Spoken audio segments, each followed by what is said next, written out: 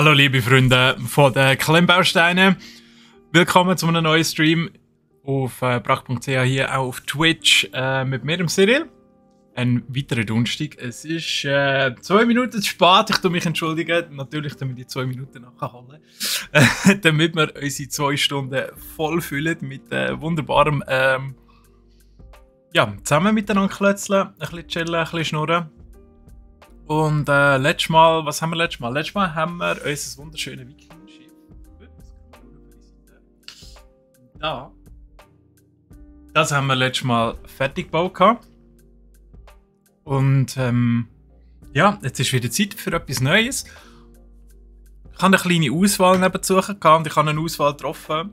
Und zwar auch, weil ich nur noch heute und nächste Woche, sehr wahrscheinlich am Dienstag, rum bin. Und dann bin ich für über einen Monat nachher weg. Wir versuchen natürlich trotzdem eure tägliche oder wöchentliche Dosis an Klemmbausteine-Streams zu bringen. Nur habe ich jetzt noch nichts, was direkt spruchreif wäre, aber ihr dürft sicher gespannt sein, dass wir da würdigen Ersatz haben für mich, die dann auch ein paar Bausätze zusammen basteln. So, was haben wir heute? Es ist wieder ein bisschen etwas grösser und steht gar nicht hier drauf. Damit. Jetzt haben wir es schon gesehen. Es ist etwas von Lego. Es ist ein Porsche. Ein 911er. Ein 911er Porsche. Den tun wir miteinander zusammenbauen. Wunderschöne Lizenzware hier. Hier steht ab 18. Ja. Ich weiss nicht, wie gut das nachher wird mit mir. Ich versuche jetzt wirklich heute und nächstes Mal den zusammenzubauen. Es sind nämlich 1458 Teile. Wikinger-Schiffe mit Gartschlangen sind knapp 1100 gewesen. Das haben wir geschafft in 2 Mal. Das heisst, ein bisschen Gas geben müssen wir doch miteinander. Was auch cool ist, ja, es spiegelt ein bisschen. Man hat 2 Varianten. Man hat einmal den Targa und einmal den Turbo. Ja, ich muss glaube nicht sagen, welche das wir zusammen bauen, oder? Wir nehmen natürlich den Turbo. Wenn schon, dann schon. Also der Turbo ist übrigens, also ihr seht es auch hier in groß nochmal, dass da ist der Targa und der Turbo. Also der Unterschied klar mit dem Convertible Top. Aber ja, der Turbo sieht einfach schneller aus. Also nur schon, weil er einen entsprechenden Heckspoiler hat, muss er natürlich schneller sein. Das ist genauso wie Sachen in Rot, die fahren in der Regel auch schneller. So, okay, ja, ich würde sagen, wir gehen doch mal in unsere Lego-Cam, die nicht funktioniert, fantastisch. Muss ich von Hand wechseln oder was? Das geht also gar nicht. So, komm. Schlimm. Ja gut, dann tun wir ab von Hand wechseln. So. Wunderbar, richtig. Ich weiss nicht, in der Regel mache ich es immer an zu vielen Orten auf, aber hier hat sogar, ist sogar vorgegeben auf der Rückseite, wo man das Ganze sollte aufmachen. Vielleicht versuchen wir es mal hier. Ich hoffe, ihr habt das nicht gehört, aber wahrscheinlich schon. Wir mal geschwind auf die Taste kommen. Okay. Da brauchen wir nämlich unseren Brieföffner gar nicht. Ich mache generell Päckchen gerne mit Brieföffner auf. Ich meine, für was hat das sonst? Wenn es der Name nicht hergibt. Turbo Targa. Ich bin ein ganz grosser Fan vom 911er. Vor allem dann auch, also Porsche Carrera vor allem. 911er Turbo, aber auch ein Schmuckstück, vor allem da der ältere, den wir haben. Es gibt ja noch den grösser, der GT3 Turbo oder so von Lego. Aber ich glaube, das geht nachher in der Richtung Lego-Technik rein. Und ja, wir glauben, anständige Größe, wenn wir da schon mal die die Rädchen anschauen. Und jetzt muss ich mal geschwind ein bisschen sortieren, jetzt raschelt es halt ein bisschen. So, jetzt haben wir da Eis.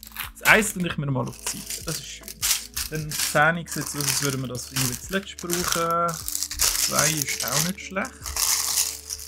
2, 3, 6, 7, 4,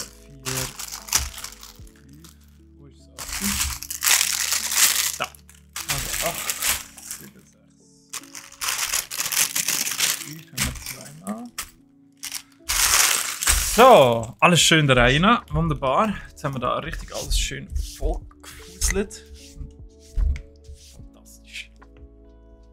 So, ich hoffe, ihr kennt das auch so gut wie ich. Und sonst seht ihr wenigstens das Modell unten links im Stream, was auch nochmal abgebildet ist. Ah, schön. Hä? Da haben wir endlich mal wieder eine kleine Geschichte zu dem Modell, das wir dürfen, zusammenbauen. Und ich darf nicht zu fest wackeln, das ist ganz feinöckelig. Das hat wir am Montag den Newsstream gemacht haben, zusammen in einem Büro, ist alles verstellt gewesen. Darum bin ich auch ein bisschen später gekommen, weil es doch ein bisschen länger gedauert hat. Ja. Das ist irgendwie nicht so cool. He? Aber ich kann auch die Kamera nicht allzu fest verstellen. Einen Moment, also das ist ein bisschen ein Scheiß hier, oder?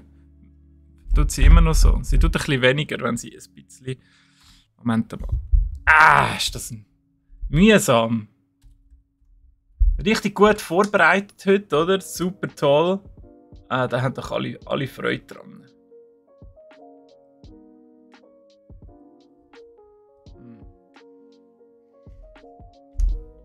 Ja. Ich glaube, jetzt ist es ein bisschen besser. He? Ich habe auch das Mikrofon an einem anderen Ort, aber ich glaube, es sollte funktionieren einigermaßen. So, gut. Haben wir das geregelt? Ich lese es mal vor. Am Anfang schaute ich mich um, konnte aber den Wagen, von dem ich träumte, nicht finden. Also beschloss ich, ihn mir selbst zu bauen. Das hat gesagt der Dr. Ing H.C. Ferdinand Ferry Porsche, der Gründer von der Marke Porsche. Recht cool. Wann hat er das gesagt? Weiß man nicht. Aber Porsche 911 hat an der IAA in Frankfurt sein Debüt gegeben 1963, gemäß dem Text hier.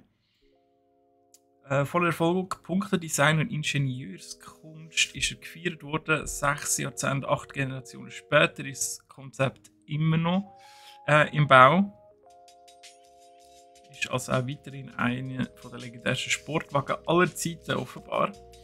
Ja, da stehen hier noch so ein paar schüchtige Anekdoten vom Ferry Porsche. Troy, grüezi. Ein bisschen früh dran. Nein, ich habe mich an den Streamingplan gehalten vom... Schon, dass um 2 ist. Ja, ich habe mich am Streamingplan gehalten dort drum und ich habe gedacht, die Leute gehen nach dem Streamingplan schauen. Deswegen bin ich jetzt am 11 Uhr schon dran. Das Ding war halt auch, dass wir noch Termine hatten, die jetzt wieder abgesagt worden sind. Und das ist halt alles ein bisschen ein Scheiß. Ja. Also, der Stellenwert vom Klemmbausteine-Stream muss unbedingt noch steigen. Darum ist wichtig, dass so viele Leute wie möglich hier dabei sind. So, dann haben wir noch ein bisschen Turbo und Targa, ein bisschen Geschichte dazu. Und vom Designteam ein paar Anekdoten. Und endlich mal eine Erklärung zu dem orangen Teil. Aber das haben wir ja selber herausgefunden. Also, wir brauchen für den Turbo 8, 9 und 8 und 10. Also vor allem das 10 braucht es dann für den Targa. Und jetzt fangen wir mal mit dem Grundbau an. Das machen wir mal den ersten Sack auf, sonst kommen wir hier nämlich sowieso nicht vorwärts. Ja, mal dann den Stream, dann mal dann den Stream. Es ist ein riesiges Seich, oder? Also es tut mir insofern auch leid, falls jetzt die Leute erst um 2 dazu eingeschaltet hättet. Aber es ist manchmal wirklich ein Graus. Wir treffen uns halt nur einmal im Brumm, Dalilo Play. Treffen uns auch nur einmal in der Woche hier im Büro und das ist der Donnerstag, wenn ich natürlich auch im Büro bin und im Studio. Und dann fallen halt öfters mal irgendwelche Termine, wo man sich persönlich trifft, genau auf die Zeit. Ich tue mal da ganz kurz so. Und das ist natürlich, ja, amigs ein bisschen doof, vor allem wenn die Termine abgesagt werden, oder? Und dann könnte man wieder regulär eigentlich den Stream zu dieser Zeit machen, wie er sonst angedenkt ist, wie jetzt, von 11 bis 1. Aber wenn man natürlich im Vorfeld sagt, ja, ist am 11 und dann wieder um 2 und dann ist wieder am 11 und dann wieder um 2, ja, ist... also wenn ihr frustriert und hässig sind auf mich, ich verstehe das absolut. Wäre ich ja auch überhaupt nicht anders.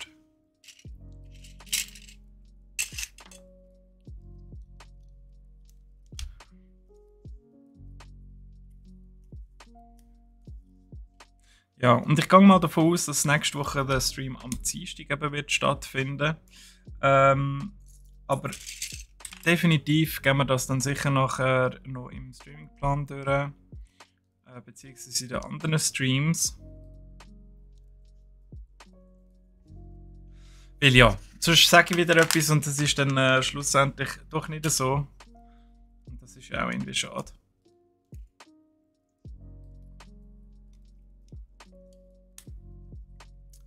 Jetzt haben wir ja Legos. Ja, genau, ja.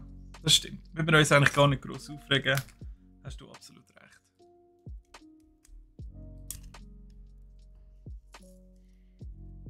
LOLplay, das ist übrigens ab 18 das Modell.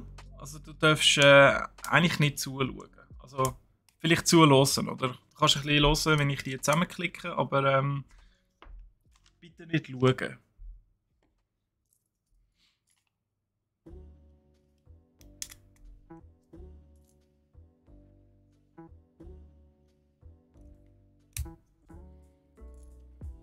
Troy, was spielst du eigentlich gerade?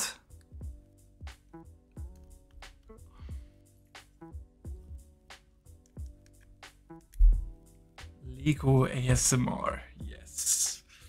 Jeder hat einen Fetisch und wir schauen natürlich, dass wir sämtliche Fetische hier abdecken können. Wir versuchen alles zu machen für euch, oder?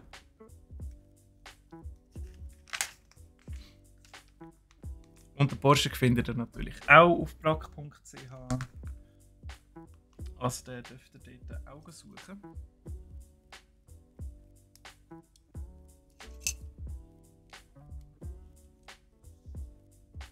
So. Aber das geht ja schon mal ganz gut vorwärts hier. Es sind auch wieder ein bisschen kleinere Säcke, dafür sind es mehr in der Anzahl.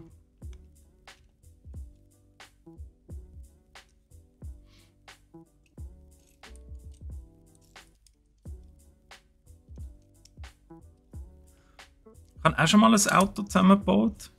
Also, nicht ein richtiges. Aber auch kein Klemmbaustein-Auto. Sondern so einen kleinen Benziner, so einen ferngesteuerten. Was ist das? Ich glaube, Tamiya, so einen Drifter. Der McLaren F1. Mega Spaß gemacht, das war gar nicht so kompliziert gewesen. Aber ja, in diesem Alter kann ich natürlich keine Ahnung haben. Also, zusammenbauen ja, aber nachher mit dem Fahren und mit dem Driften, ja, dass man dort eigentlich ein bisschen spezielle Pneu bräuchte und so. Wie die am Anfang sind natürlich irgendwann durch gewesen, und dann war es das. Mit dem Spass so ein bisschen. Und er hat halt immer einen riesen Saumeis gemacht. Und die Nachbarn sind immer gekommen und haben sich dann beschwert offenbar. Ja, schade, oder? Ich weiss nicht, habt ihr auch so ein ferngesteuertes Auto daheim oder mal gehabt? Ich habe bei Brack ja auch eine riesige Auswahl, um da mal noch den Bogen zu schlagen. Ferngesteuertes Auto. Ich habe in der Zwischenzeit, ein paar Jahre später, dann noch so einen Truckie, so einen Mischung zwischen Buggy und Monster Truck gekauft. Von Traxxas. Nein, von, wie heißt Thunder Tiger, genau. Die sind damals sehr angesagt gewesen, der Thunder Tiger ST1. Und der ist richtig gut abgegangen. Also so ein bisschen irgendwo in so einer verlassenen Sandgrube ein bisschen rumfetzen und Staub aufwühlen. Das hat doch viel Spass gemacht.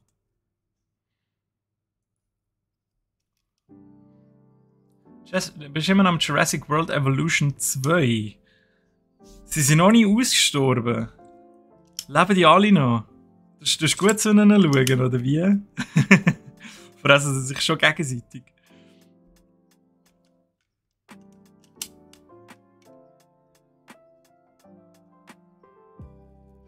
The Last of Us Part 1 wirst du dann zocken, sobald es aus ist. Ah, schön. Ja, wenn ich nicht weg wäre, würde ich es mir sicher geben, aber ich kann es ja noch nachholen auf YouTube dann.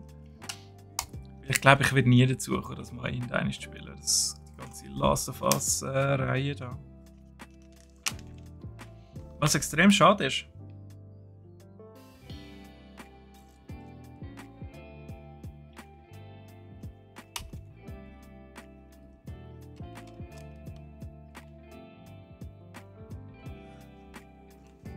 Wie soll ich jetzt das da drauf tun? Ah, das kommt da. Super.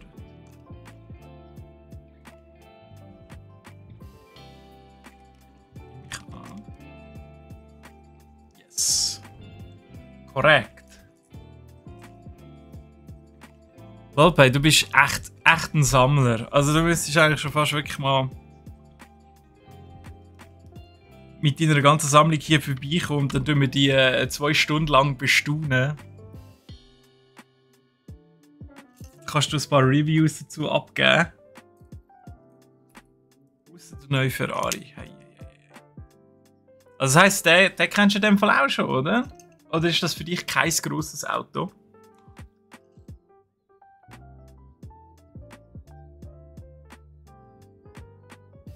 Das E-Auto, das ferngesteuert war, der Cyborg-Truck, der möchte gerne Tesla da, oder welchen?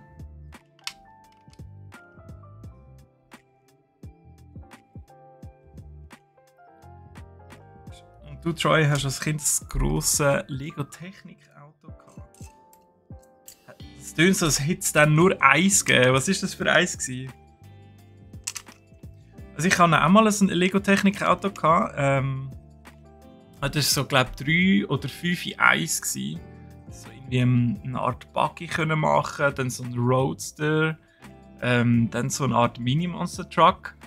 Und ganz geil war, das ist mit einem Racing-Game zusammengekommen für den PC. Wo hast du die Autos dort so ein bisschen im Dreck rumfahren quasi. Das habe ich sogar ein bisschen gespielt, das war eigentlich noch witzig. Früher, als man noch klein war, hat man so die Güssel-Games, die gratis mit den Heftchen mitgekommen sind. Hat man doch noch gerne gespielt, oder? Oder bin ich da alleine mit dieser Meinung? Nein.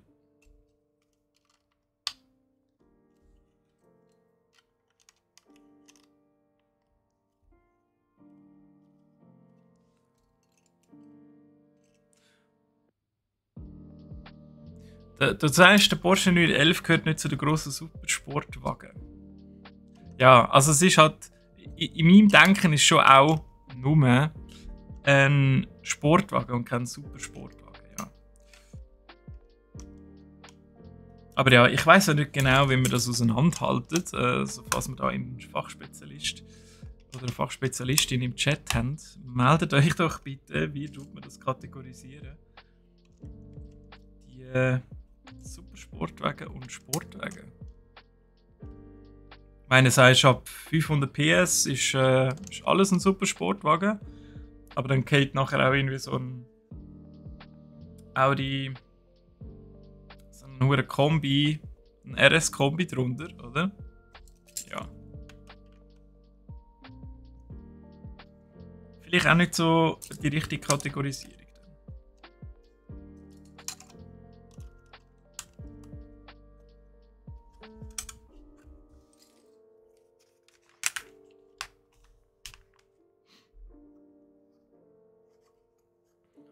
umdrehen, ja.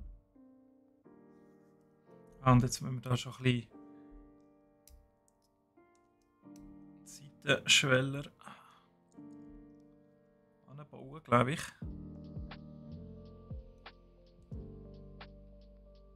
Die Hälfte von der Wege nur wegen der Games. Ah, es hat noch mehr Wege gegeben von Lego Technik damals, wo so Games dabei waren. Ist das so? Okay. Also ich halt nur den kennt, weil ich nur den hatte damals, oder? Aber das ist voll cool, wenn es noch mehr gegeben hat.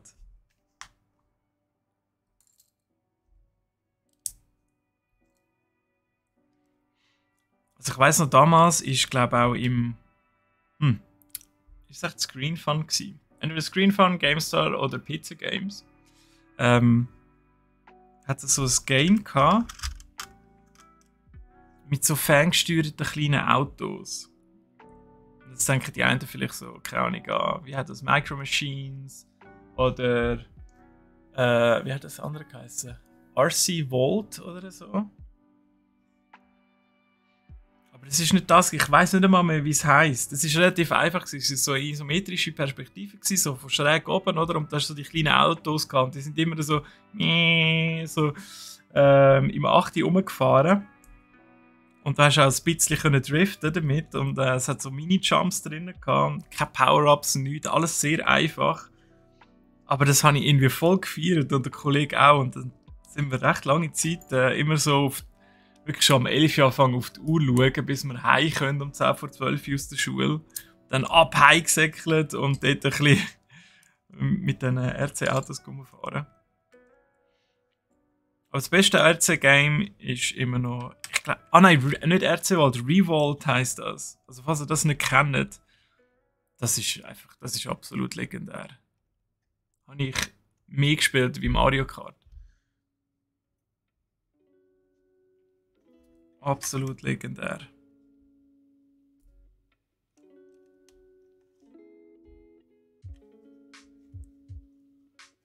Der 888 Supercar wo du hast, Troy.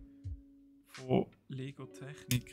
Jetzt muss ich in dem Fall mal ganz geschwind schauen. Gibt es sicher noch irgendwelche Bilder, so halb vergilbte.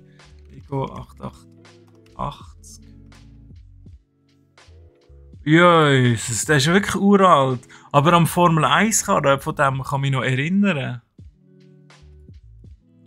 Wow, die haben früher ja wirklich oldschool ausgesehen. Also richtig oldschool. Also ich weiß jetzt nicht, ob ich das... Warte mal. Kann ich da irgendwie das geschwind ein bisschen vielleicht zeigen? Ich schau mal, ob ich das anbringe. Ich habe noch nicht so geübt mit den Szenen umschalten, aber irgendwo sollte das eigentlich da sein. Just Chatting. Nein, das ist es nicht. Podcast? Podcast YouTube? Nein, das ist es auch nicht. Oder? Also ich meine, ich könnte jetzt... jetzt seht ihr natürlich wunderbar, was ich da alles umschalte, oder? Ist das Gaming? Nein, Gaming ist es auch nicht. Nein, das ist es auch nicht. Was ist das da? Ganz viele Szenen. Nintendo Switch? Nein, das ist es auch nicht. Oh, noch ein bisschen noch Steffi auch noch. Okay. Nein, also das ist es nicht. Moment. Aber ich weiß nicht, ob ihr das jetzt seht. Aber ja, also es sieht einfach richtig oldschool aus. Aber ich glaube, ich sehe es. Also ich sehe es einmal da. Gut, gehen wir mal wieder zurück. Alter. Hey, ja, ich bin ja schon Boomer. Ich kann nicht mehr so gut. Weißt du, Technik ist schwierig und kompliziert. Oder? Nein, ich habe ja auch mal ein bisschen gestreamt, aber da hast du deine Szene und alles selber gemacht, oder? Und ich muss ja in der Regel nicht so Sachen dazwischen schalten. Und jetzt da geschwind Quelle reinhauen. Ja, Quelle hätte ich reinhauen. So, jetzt muss ich aber noch irgendwo euren Chat wieder haben. So, jetzt bin ich wieder ready. Jetzt bin ich anders schnell. Danke vielmals, schön, dass es dir auffällt. Ja, es ist aber auch, also für das ab 18 ist es ziemlich Straight forward. Ich habe ja jetzt die letzten paar Wochen richtig können üben, oder? Also, das darf man natürlich auch nicht vergessen.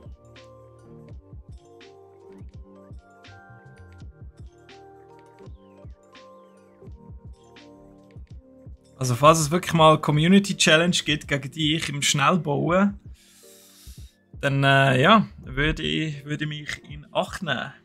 Sag ich jetzt mal.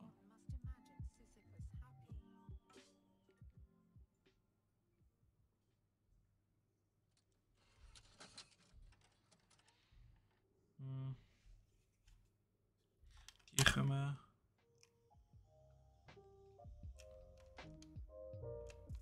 Kommen die so? Ja.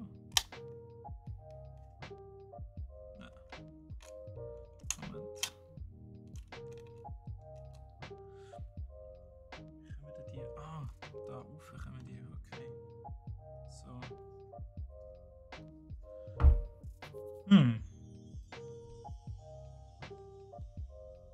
Was ist das? Das ist echt das Dach. We'll never know.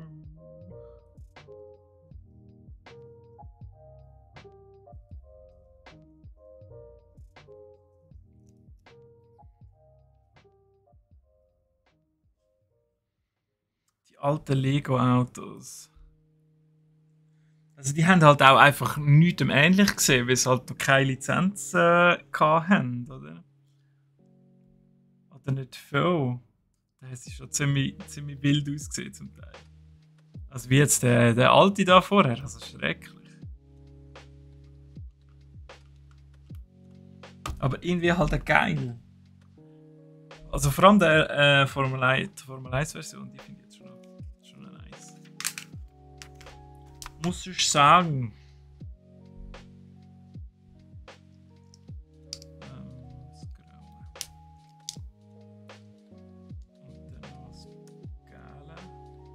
Das wird ja eine richtig komische Konstruktion da.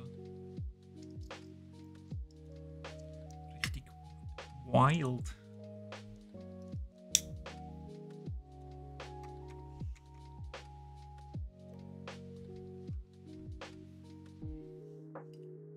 So, jetzt gibt es noch eins von denen.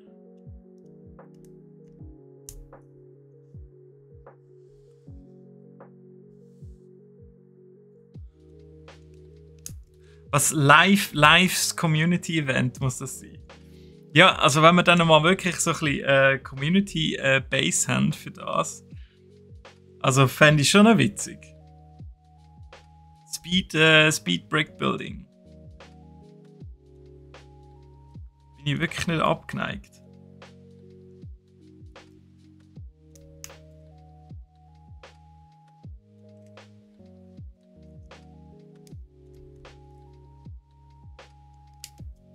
Hey, jetzt haben wir den ersten Sack dann schon durch. Hey. Was es unten dran leider nicht gibt, hier ist so ein Fortschrittsbarometer, sage ich jetzt einmal. Wie weit dass wir mit dem sind. Das gibt es leider Gottes nicht.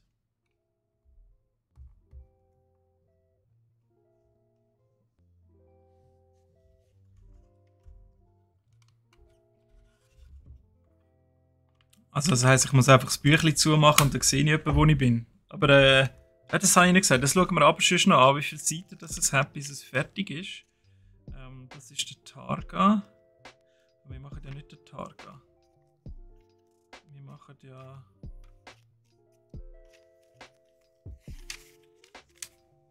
Das da sieht ein bisschen danach aus. 229, yes. 229 Seiten. Wir sind auf Seite 27. Also noch 200 Seiten. Ah!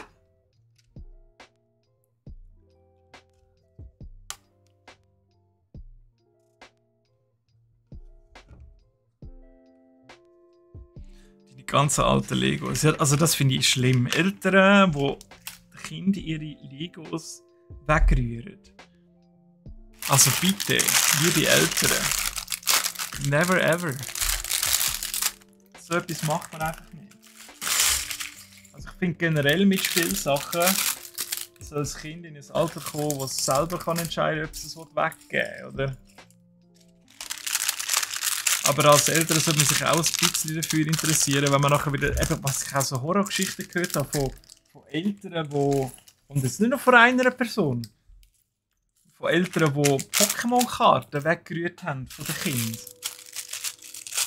Und eben so Geschichten wie erste Edition Glurak, wo je nachdem heute, je nach Qualität, die es hat, heute ein paar hundert Franken wert haben, oder sogar ein paar tausend. Ja. Oder ein paar 10'000, wie man auch gesehen hat, ja. Ist halt schon verrückt. Und mit Lego kannst du immer etwas anfangen. Also da gibt es eigentlich wirklich keinen Grund, das wegzurühren.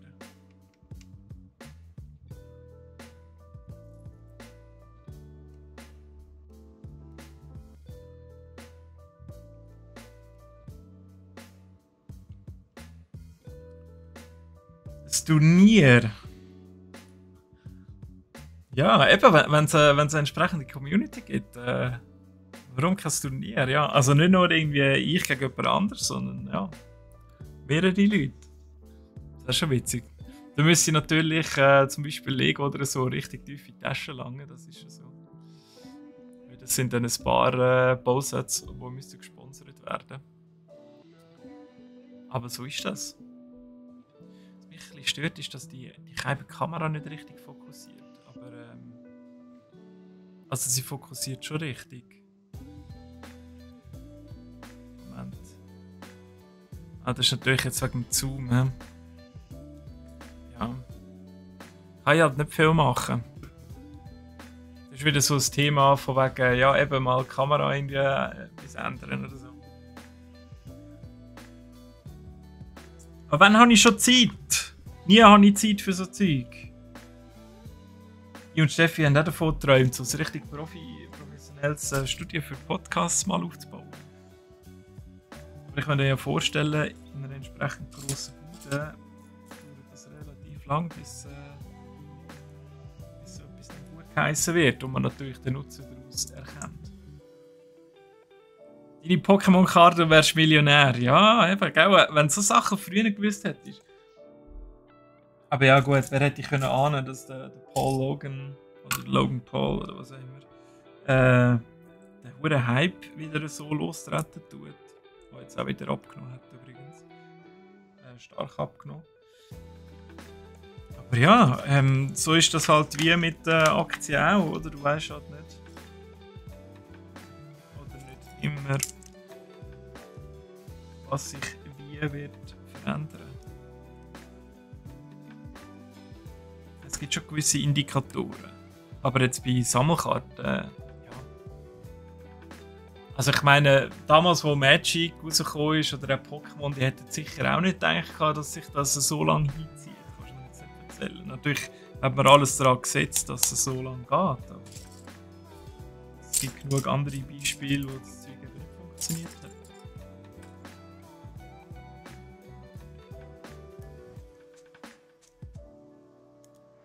Kleine Sets, die einen Zehner kosten. Also da wirklich so ein Minutenüli, bam, wie beim Schach und so.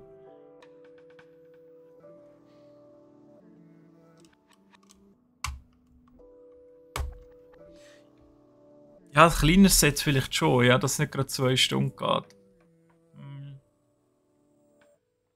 Ich würde jetzt mal sagen, so etwa 500 Teile vielleicht. Das müsste dann eben für alle das Gleiche sein, oder?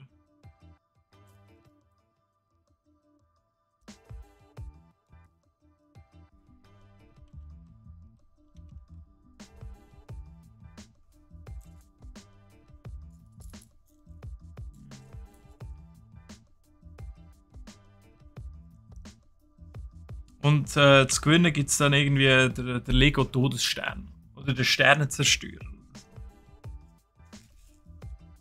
Ich glaube, da würde recht viel mitmachen.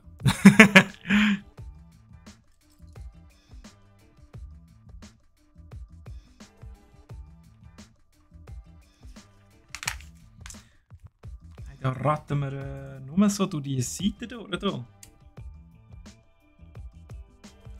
Ist ja fantastisch.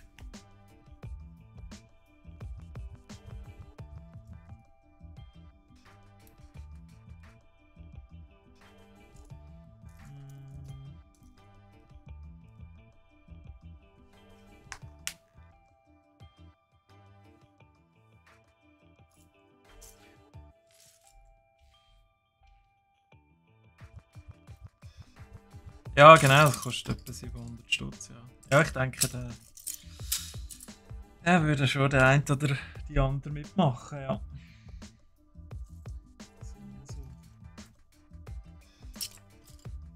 Oder 1000 Franken Einkaufsgutschein bei Brack. Nein, wäre jetzt ein bisschen viel. Aber ja.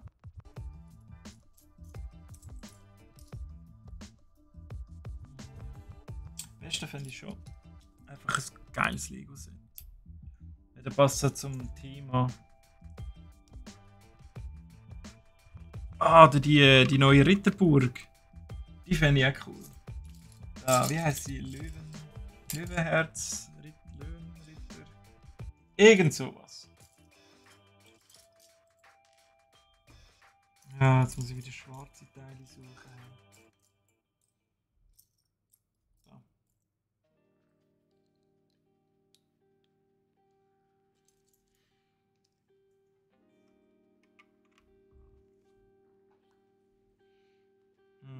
Mhm. Schon wieder so ein Rämli. Die Rämli haben sie ja richtig gern da.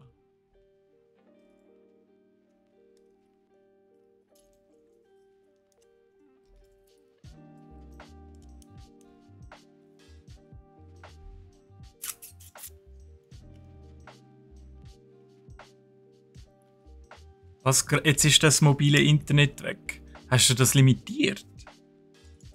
Hast du keinen Zugriff auf das WLAN? Das ist ja richtig bitter, hey.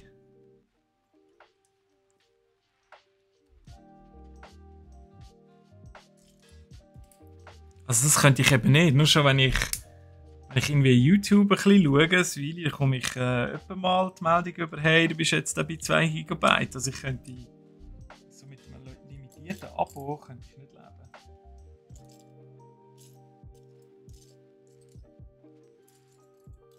Oder bist du irgendwie im Zug oder in der Ferien, willst du ein bisschen Netflix schauen?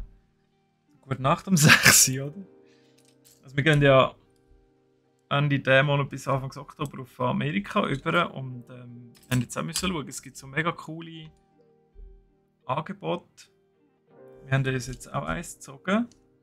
Ich glaube für 70 Stutz einen Monat unlimitiert. In Amerika. Wohlgemerkt. Also ich weiß nicht, wie schnell das es dann natürlich ist, wie gut die Verträge sind, oder? Aber das ist schon mal nicht schlecht. Kann ich bitte noch so ein schwarzes haben? Ah, es braucht nur eins. Das andere braucht es gar nicht. Okay. Ich baue es sonst immer symmetrisch. Das bringt mich schon ein bisschen durcheinander jetzt. Sehr seltsam. Erster Platz 500 Franken Brachgutschein. Aha. Und ein Lego-Set. Bis 400 Franken. Ja, gerade beides. Nein. Stell dir vor, hey. Zweite Platz 300 Franken Gutschein, das Lego-Set bis 200 Franken und dritte Platz 100 Franken und das Lego-Set bis 100 Franken. Leck. Wenn du eine Bude hast, hey, dann bist du sehr grosszügig, glaub ich, hä?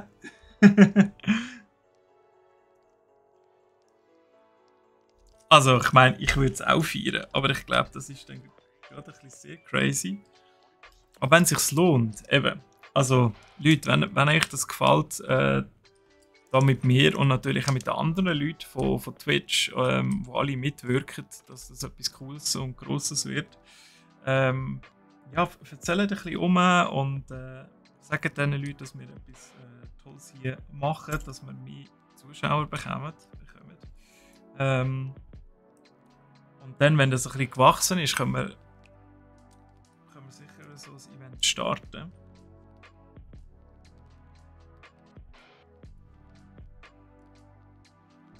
Ich meine, je mehr Teilnehmer, je grösser, desto spaßiger wird das, oder?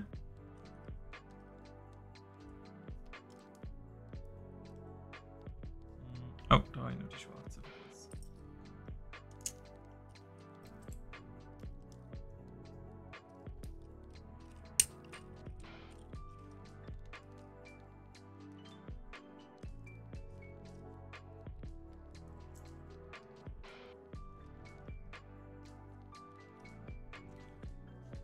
Du tust gerne zahlen für andere.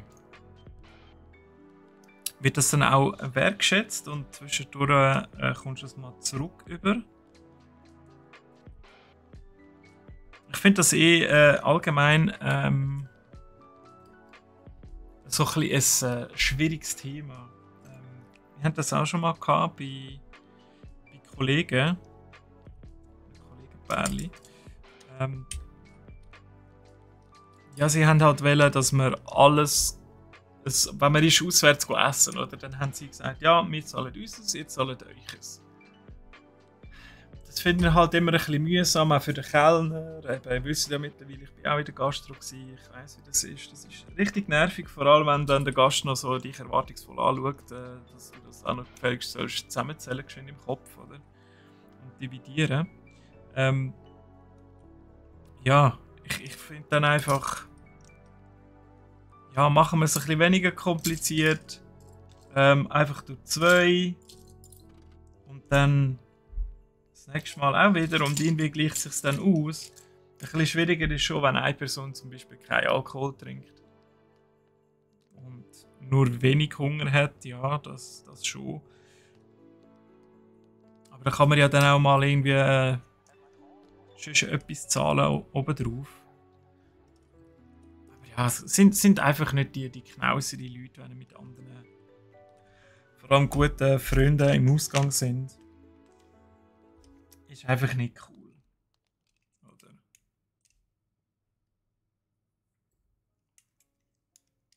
Und sonst, wenn ihr nicht zufrieden seid mit dieser Lösung, dann bitte sprecht es wenigstens an, weil eben, es ist einfach unangenehm für beide Parteien. Dann die einen wollen eben nur ihres zahlen und die anderen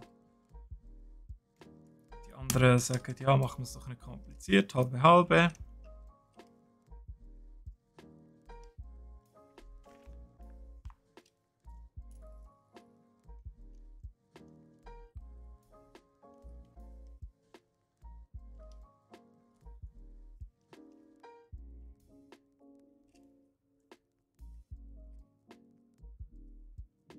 Du lässt, das ist schön gesagt, Lolplay. Also du lässt keinen Wert auf Geld, sondern auf Freundschaft. Dort steht Geld nur im Weg. Okay. Ja, muss halt dort dann einfach nochmal schauen, dass man nicht ausgenutzt wird, oder? Weil es gibt auch genug Leute, die lassen sich, wenn sie das gemerkt haben, einfach sehr gerne die ganze Zeit einladen, weil der andere zahlt ja sowieso immer. Ja, also dort würde ich dann auch den Strich ziehen bei der Freundschaft, oder? Und sagen, du ist gut, aber wir gehen jetzt jeder geht jetzt seinen Weg, oder? Also einladen finde ich absolut okay, aber wenn du immer würdest zahlen, oder? Wenn wir jetzt da zusammen im Ausgang wären, ich fände das auch nicht so cool. Ich würde auch mal die Möglichkeit haben, mich zu revanchieren und etwas umzugeben, oder? Das geht dann meistens aber bis zu so einem Punkt, wo es für alle irgendwie nervig wird, weil der eine immer einlädt, oder? Und man will sich revanchieren, der hat aber immer schon gezahlt. Das finde ich auch nervig. Also eben, Geld ist so ein schwieriges Thema. Für viele, obwohl du eigentlich ganz anders siehst und trotzdem vielleicht die ein oder andere Leute sich also ich wollte nichts unterstellen oder deine Kollegen, oder? Aber dass es halt im Generellen Leute gibt, die das könnten ausnutzen. Oder sich auch mal gerne würden revanchieren. Aber eben, ich kenne ja deine Kollegen da nicht. Du weißt deine Freunde schon gut. Es ist oft genug, dass sie zahlen wollen und dann lässt sie auch. Okay, ja, dann ist ja dort die Balance wieder hergestellt. Oder? Ich sage das halt auch nur, weil ich einfach so viele andere Beispiele kenne, ja, wo es dann halt einfach ein bisschen schwierig wird, weil eben gerade Geld so ein sensibles Thema ist, vor allem auch bei uns Schweizer, uns Bünzlis, oder?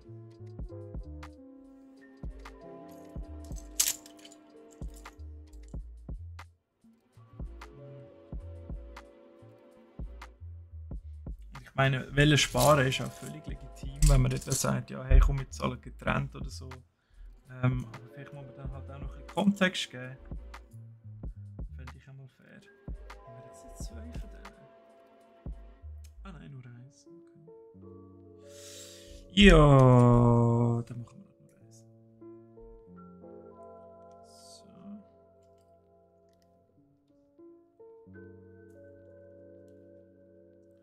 Und das geht raus.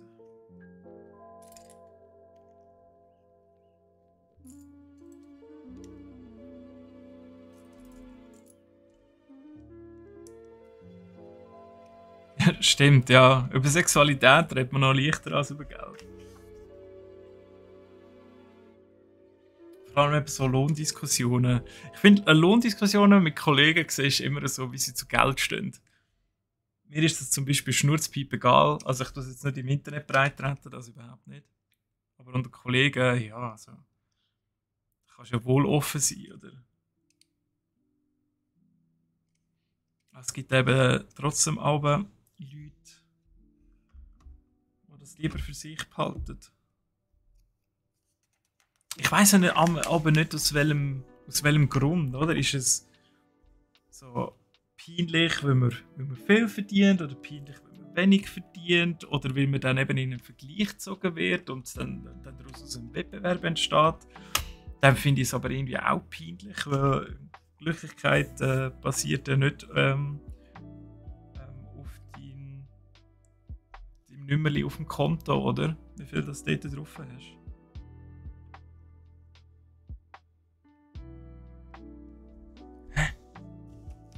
Ah, einen Schritt übersprungen.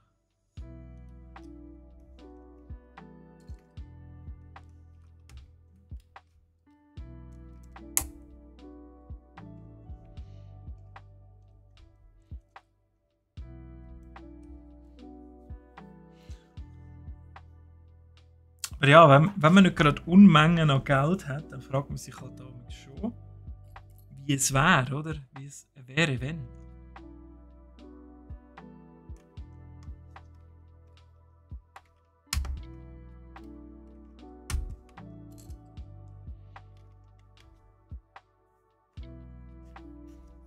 Aber es kommt halt immer darauf an, was du mit dem Geld machst, das du hast. Und wie sehr du dich mit anderen vergleichst, was dir und deinem Glück halt so ein bisschen im Weg stehen. Ich habe auch meine Träume und meine Wünsche, materielle natürlich auch. Ja, aber da musst du einfach dran arbeiten und weil andere die schon erreicht haben, ist es mir gleich. Mich guckt höchstens vielleicht an, dass es so lange geht. Das heißt noch, viele legen ihren gesellschaftlichen Wert anhand von ihrem Lohn fest, was auch komplett falsch ist. Stimmt, ja. Also so quasi, wenn du wenig Geld hast, bist du weniger wert. Ja. Also du definierst deine eigene Wertigkeit quasi über das Vermögen. Also nicht mal quasi. Ja, aber das ist schade, wenn du das machst. Das ist der Sitz, oder? Hä? Ist die Tube vorher so groß? Oder wird das Auto so groß? Heftig? Okay. Ich glaube, da sind wir noch eine Weile dran. Es sind heute wieder sehr tiefgründige Themen. Aber zwischendurch darf ich das mal sein, zwischen der Gummibärenbande und Digimon.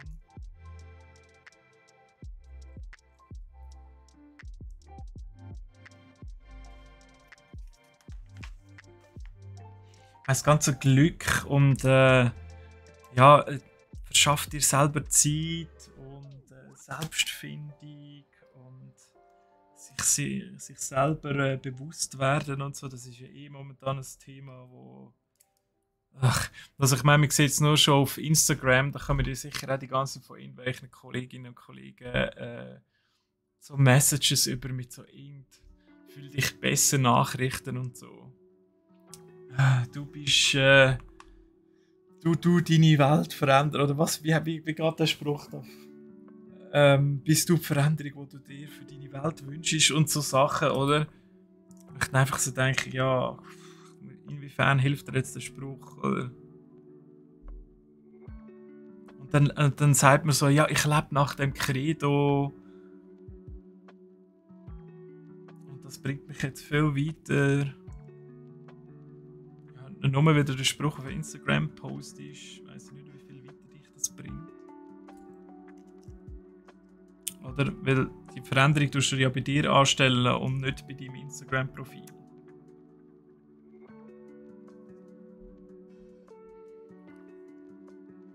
Aber ja, da bin ich vielleicht auch einfach ein bisschen bünzli, weil ich das auch ein bisschen belächle. Die ganze Thematik. Wenn ich das gesehen irgendwo. Also nicht Thematik, aber dass man sie so muss breitschlagen, präsentieren.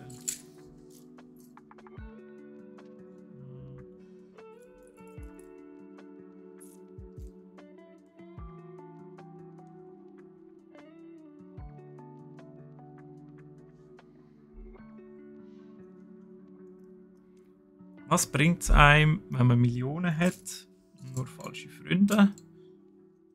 Dann lieber arm und dafür echte Freunde. Ich denke, Leute, die reich sind, würden jetzt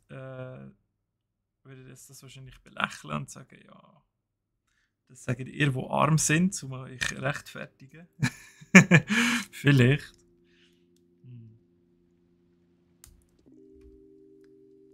Ja. Also ich finde es, ich weiß nicht, ich bin selber nicht reich. Ich weiß natürlich nicht, wie das ist. Ob mit dem Reichtum wirklich sich herauskristallisiert, wer falsch ist und wer nicht. Ich mag mich nur noch an einen Rechtskundeunterricht erinnern und ich bin mir sicher, eure Lehrer, wenn ihr das kennt in der Schule, werden euch wahrscheinlich Ähnliches erzählt haben. Wenn es ums Erbe geht, innerhalb von der Familie, dann kennen die Leute zum Teil einfach keine Grenzen mehr.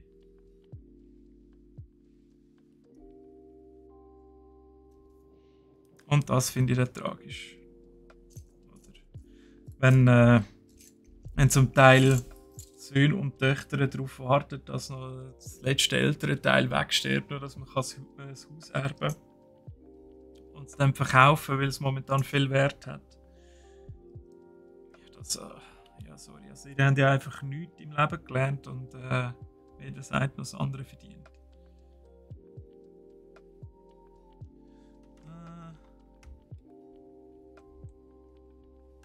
Das ist jetzt ein Armlehne. Okay, die lässt sich noch ein bisschen bewegen.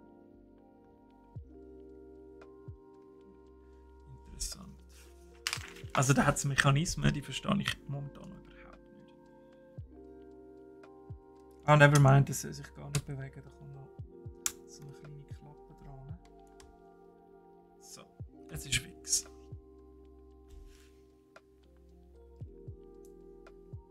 Ja, wir sind schon jetzt da mit dem Sack 2 fertig. Hey. Heute geht's also zack, zack.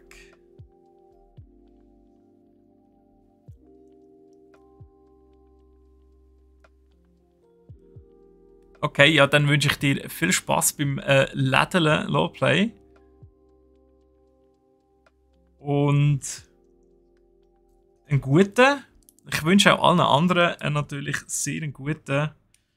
Ich hoffe, ihr habt etwas ganz Leckeres vor euch. Ich habe wie jeden Donnerstag mein obligatorisches Müsli schon gehabt. Ich bin also für die nächste Stunde noch ganz gut versorgt. Ihr müsst euch gar keine Sorgen machen um mich.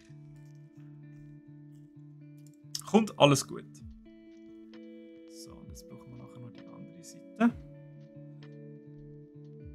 Die hintere Sitzbank. Ah, das ist die hintere Sitzbank von Porsche. Ja, stimmt, der hat ja hinten auch noch.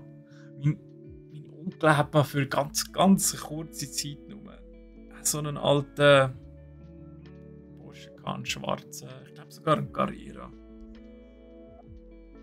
Da hast du ja keinen Platz hin. Also wirklich, da könntest du eigentlich die Sitzbank gerade weglassen.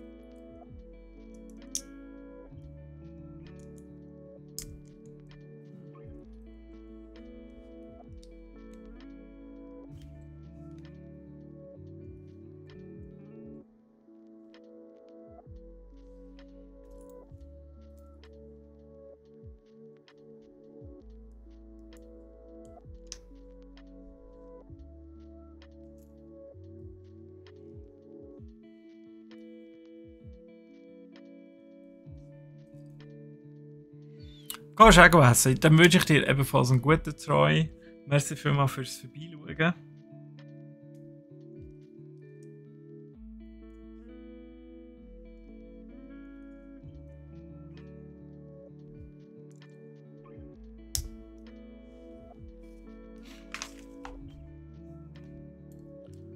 So. Ich habe schon das Gefühl, dass das Teil richtig gross wird. Also jetzt das da. Also die Hinterbank ist. Da kommt ja auch hier die Vorderbank, Armaturenbrett. Oder? Und mit der Rädchen, ja, der wird auch schon so gross. Also, oh, ich vermute schon, weil jetzt machen wir auch zuerst mal den Unterbau. Der Unterboden.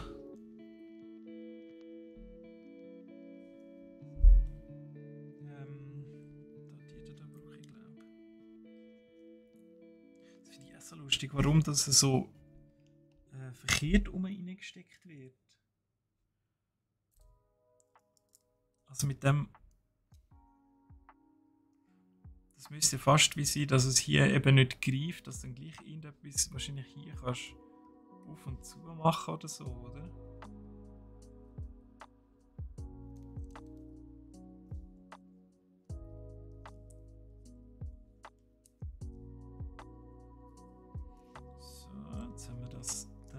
Auch hier.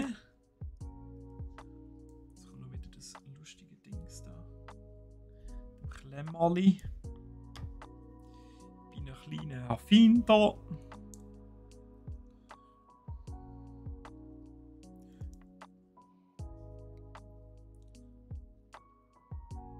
Ja, und dann kann man es natürlich auch falsch drauf tun. Das geht natürlich auch. So. Aber ich habe es noch rechtzeitig gemacht. Das zählt jetzt noch nicht als Fehler. Also wir schauen das immer noch als bislang fehlerfreien Stream an. Ich hoffe, ihr geht da mit mir einig. So. Und jetzt kommt das. Warte mal. Hey, das muss irgendwie. Jetzt kommt noch das Schwarze. So. Da haben wir schon unsere hintere Sitzbank in dem Fall. Sieht einmal schön gemütlich aus.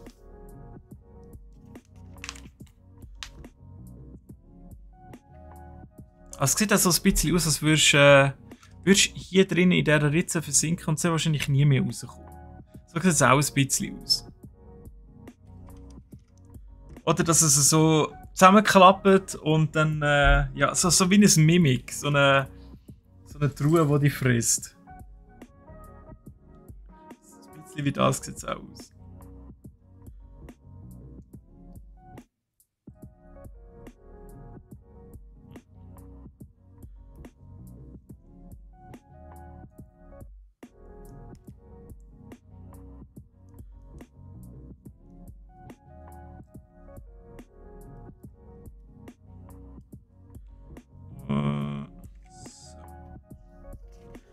Perfekt.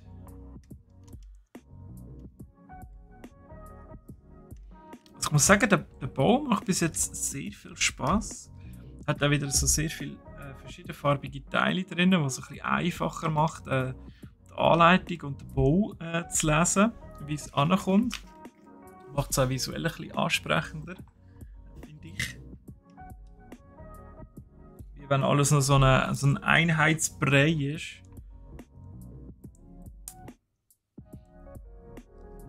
Jetzt haben wir zum Beispiel da beim andere Finger, da hinten oben, beim Garden Coffee House, haben wir das gehabt. Dort sind zum Beispiel die Stockwerke, das war einfach eben so ein richtiger Einheitsbrei gewesen. Und das finde ich ganz schlimm. Also ich meine, jetzt sieht es überhaupt nicht mehr so aus. Oder? Aber es hat dort eine Wand gehabt, also die haben ja sonst schon nicht gut gehabt. Weil sie nicht so verkeilt waren, weil das Ganze noch schon so aufklappen. Aber das war zwischendurch schon ein bisschen eintönig. Ui, jetzt haben wir aber ganz viele Ersatzteile. Aber ist gut, wir haben alles verbaut. In dem Fall gibt es jetzt die dritte Sache, das sind nur ganz wenige Teile, dafür ein bisschen grössere. Das freut mich, da können wir nämlich ein bisschen schneller vorwärts, dass wir das in 2 Sessions auch durchbringen.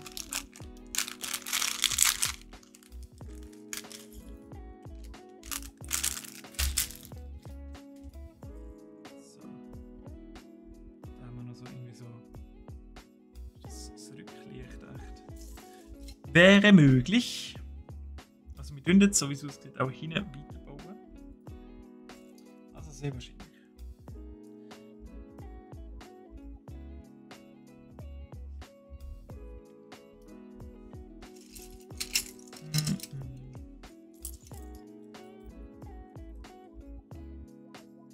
Wie seht ihr, Porsche, ist das immer noch so ein bisschen eine Traummarke bei euch oder eher nicht mehr so? Weil, ich weiß nicht, früher ist Porsche schon immer noch. Ja, also es hat eine Zeit gegeben, dass sind sehr viele Porsche rumgefahren, aber ich glaube, die fahren jetzt alle Tesla. Das Modell X und haben sich jetzt das Modell Y vorgestellt. Aber ich habe zumindest in meinem Kopf finden, dass es früher schon noch viele Porsche gegeben hat. Und sicher die Leute wollten den Wunsch erfüllen.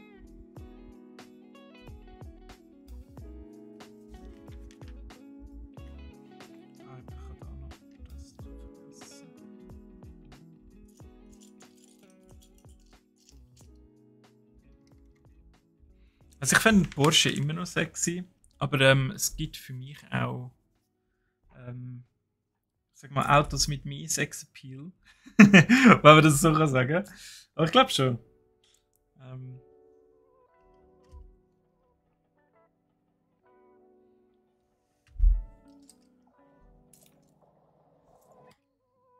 Wo wiederum für andere vielleicht weniger sexy sind. Also eben so ein, ich glaube, da haben wir auch schon drüber geredet vorletztes Mal, oder so ein Volvo Polestar One oder so. Finde ich jetzt zum Beispiel hat mehr Sexappeal. Oder ein Dodge Challenger 71er oder einen neuen, mir gleich. Wenn ihr eine Führung habt, nur an damit, ich nehme ihn gerne. Ich kann bei diesen Benzinpreisen wahrscheinlich nur am Sonntag fahren, aber immerhin.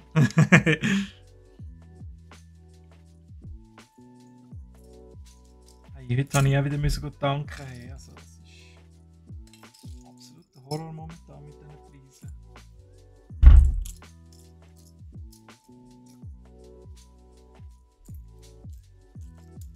Da beneide ich all die Leute mit ihren Elektroautos, die noch eine eigene Solaranlage haben. Direkt können einspeisen, das ist natürlich perfekt jetzt momentan.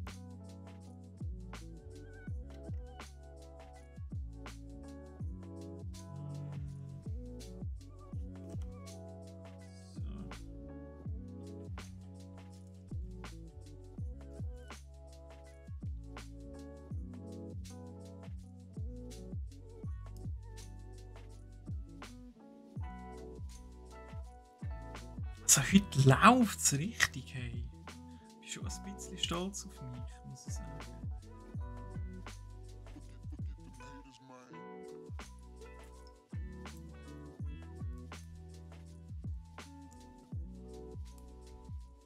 Vor allem, dass das Set ab 18 ist.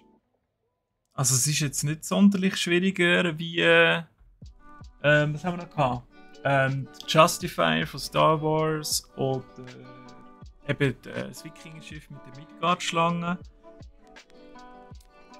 Dann bin ich mal wunder, wie Lego das tut, kategorisieren mit der Schwierigkeitsgrad bzw. Altersempfehlungen.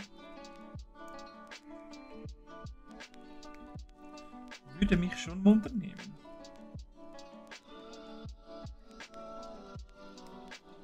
Oder hat es einfach mit der Thematik zu tun, weil du erst ab 18 nicht Auto fahren darfst? Ah, das müssen wir jetzt so immer machen. Okay. Ja gut,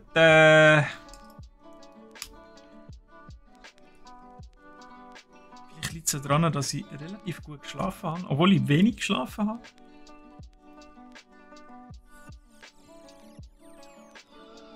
Aber ich habe heute zum Beispiel eigentlich keinen Punkt gehabt, wo ich so mega lang hatte, bis ich wach war. Ich weiß nicht, ob ihr das auch habt, aber wenn ich so aufstehe am Morgen und die haben eben halt wenig oder schlecht geschlafen, dann braucht es doch entsprechend länger, bis man wach ist, oder? Und heute habe ich das irgendwie nicht gehabt. Ich bin aufgestanden und dann irgendwie nach 20 Minuten so bin ich wirklich wach. Richtig wach gewesen. Und es hat sich bis jetzt noch keine so eine Müdigkeitsphase eingestellt. Und ich habe erst 1 Kaffee gehabt. Ich bin sehr stolz auf mich. Ich habe generell ein bisschen mit dem Kaffeekonsum runtergeschraubt gehabt. Ja, in der Gastro bist du natürlich relativ nah an der Quelle mit Kaffeemaschinen. Und das ist dann eben der gute Kaffee, der aus der Kolbenmaschine. Ich weiss nicht, ob ihr schon jemals den Unterschied wirklich richtig wahrgenommen habt, aber Kaffee ist so viel anders aus einer Kolbenmaschine, wie zum Beispiel aus einem Espresso-Automat oder so. So ein Kapselsystem. Also das sind Welten, falls euch das nicht sollte bewusst gewesen sein, auch mit so Vollautomaten, das ist auch noch mal besser als Kapseln. Hä?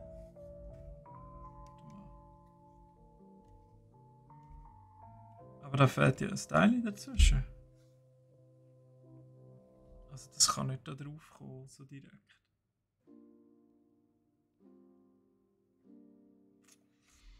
Da stimmt irgendetwas nicht. Gibt es doch noch eine Fehlkonstruktion heute?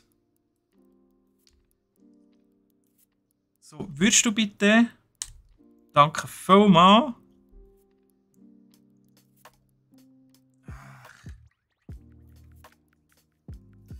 So.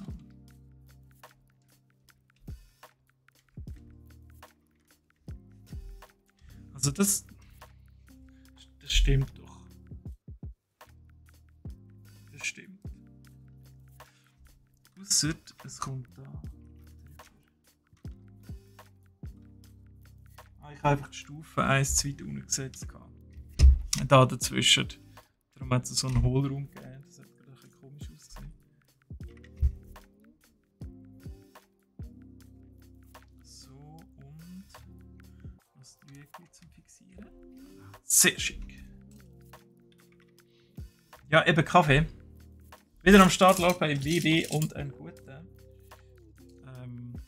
Eben Kaffee ist so das Thema. Und dann habe ich natürlich so viel Kaffee getrunken, den ganzen Tag durch. Oder am Morgen sicher 2, dann am Mittag noch einen, und am Nachmittag noch mal etwa 2 und dann am Abend noch mal einen. Und das ist dann eben der Kaffee, der haut da schon noch rein. Und ja, irgendwann merkst du, dass halt, halt nicht immer so gut ist, so viel Koffein, oder?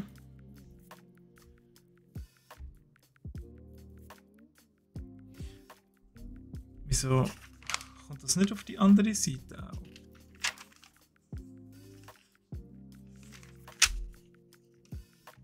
Das kommt nur auf die... Ah, nachher auf diese Seite.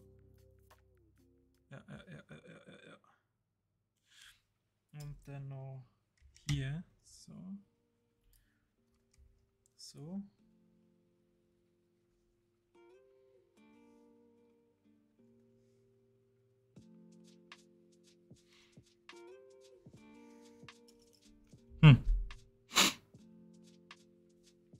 Also irgendetwas ist jetzt komisch, weil jetzt fällt mir da so das Weiße. Oder ich sehe es einfach nicht. Ich bin einfach blind. Ja, da, ich bin blind. Okay. Ich kann die Lego-Polizei wieder zurückrufen, ist alles gut. 3 so Filterkaffee. Ah, die Pelter, also die Ami-Filterkaffee. Ah nein, gut, die sind ja nicht Ami, die tropfen aus der Maschine raus, oder? Aber da die Glaskanister, so Halb-Liter oder was? Also 1,5 Liter Kaffee. Also ich muss ehrlich sagen, für mich ist das zum Beispiel nicht gut fürs Herz. Ich habe dann irgendwann wirklich gemerkt, dass wenn ich so im Stress bin und noch Kaffee und so, dann habe ich öfters mal so ein Stolpern gehabt im Herzrhythmus. Das ist an sich unbedenklich und gemäß dem Arzt alle Menschen ab und zu mal, aber es soll es natürlich nicht in Kombination mit Stress, langen Tagen, wenig Schlaf, unregelmäßigem Essen und viel Kaffeekonsum noch fördern. Weil ja, das ist halt dann weniger klug. So, jetzt habe ich da ein bisschen übersprungen, weil ich die eine Seite und die andere gerade gleichzeitig gemacht habe. Ist aber nicht tragisch.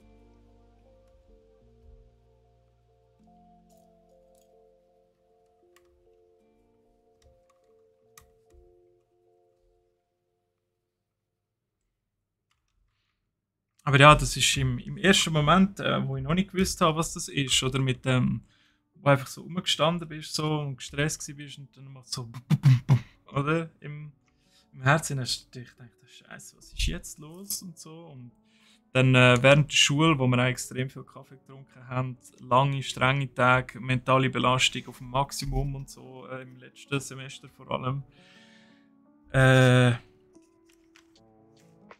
Dort hatte ich dann auch mal den Fall gehabt, wahrscheinlich auch irgendwie Zuckermangel und sonst unregelmäßig gegessen und fast nicht geschlafen, dass ich fast zusammengeklappt wäre. Und dann ja, bin ich halt in dem Moment, wo ich es gemerkt habe, bin ich rausgelaufen, habe jemanden gefragt, ob er mich begleitet und dann war eigentlich alles gut gewesen. Noch ein bisschen Wasser und ein bisschen Zucker und dann bin ich nachher auch zum Herzspezialist. Der hat zum Glück nichts gefunden gehabt. Aber nach dem Belastungs-EKG ist halt schon einfach ja, Stress und eben übermäßiger Kaffeekonsum und alles.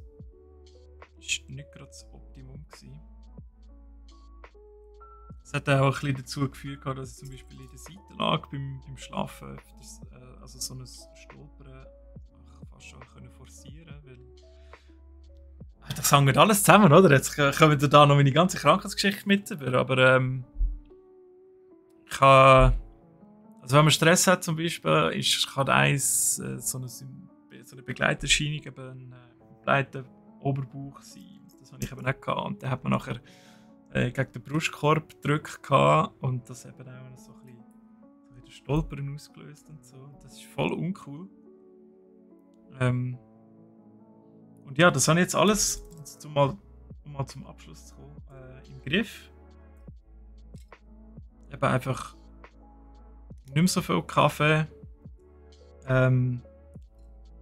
Auch natürlich meine ganze Lebenssituation ein bisschen anpassen. Also ich bin ja eben nicht mehr in der Gastro. Weil ich das jetzt nicht bewusst wegen dem gemacht habe. Aber es hilft natürlich, oder? Ja, und dann hilft es natürlich auch, wenn man mit Stress ein bisschen lernt, anders umzugehen. Den Stress nicht so einen anlässt, weil grundsätzlich das sind die Stresssituationen, wo wir uns schaffen, Kleinigkeiten. Und es hat für alles immer noch eine Lösung gegeben. So, und jetzt habe ich echt genug geschnurrt über den ganzen Seich und euch gelangweilt hier mit dem Gugus.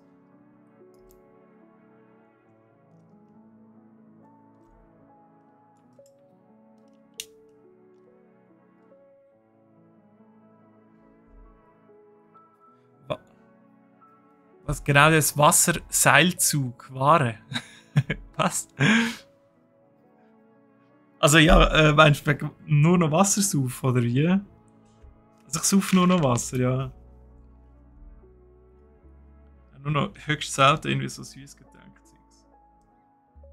Das macht bei mir nur noch mehr Durst. Also es hilft mir nicht wirklich.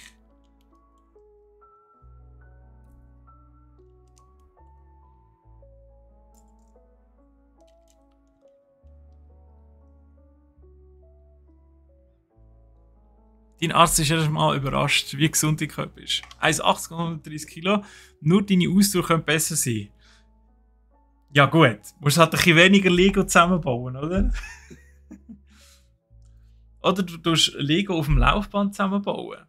Das wäre noch etwas. Es gibt auch die Home-Laufbänder, die du einfach kannst am Boden legen kannst. Zum Beispiel auch, wenn ihr ein Pult habt, wo man Höhe verstellen kann. Die sind cool.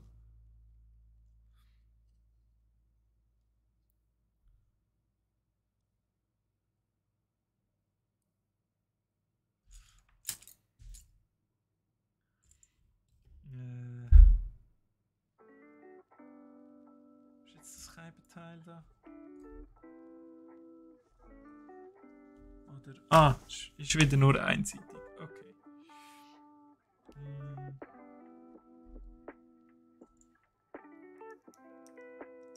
Aber ja, ich finde es einfach voll cool. Bist du so fit und zweg? Das hört man natürlich mega gern vom Arzt, oder? Mein Vater zum Beispiel auch, der schlotet, das könnt ihr euch nicht vorstellen, aber der ist eigentlich auch nicht gesund.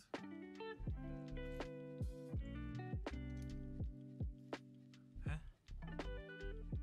Ja, und das ist halt aber schon krass, oder? Also, es gibt so viele Veranlagungen, die man kann bekommen, erben oder sich, keine Ahnung, irgendwie durch irgendwelche genetische Mutationen aneignen, vielleicht.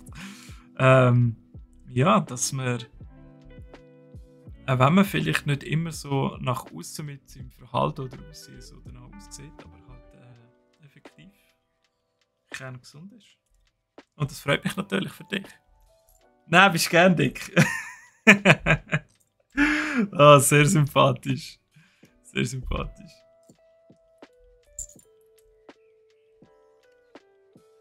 Ja, du soll ja jeder so können leben, wie er will. Oder? Also ich tue da sicher nie mit einem Vortrag halten.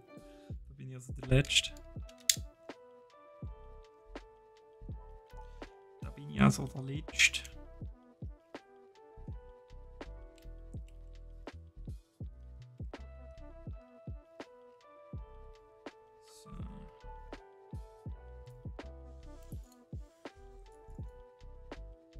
Jetzt brauche ich aber noch die schwarzen Langen. Wo sind denn die? Ah, never mind. Das sind die da. Oh, Scheiße. So, okay. Okay.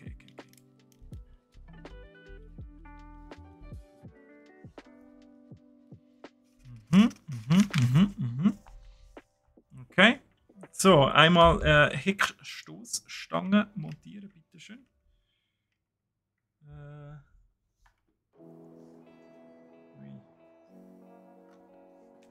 Wo kommt das genau an da?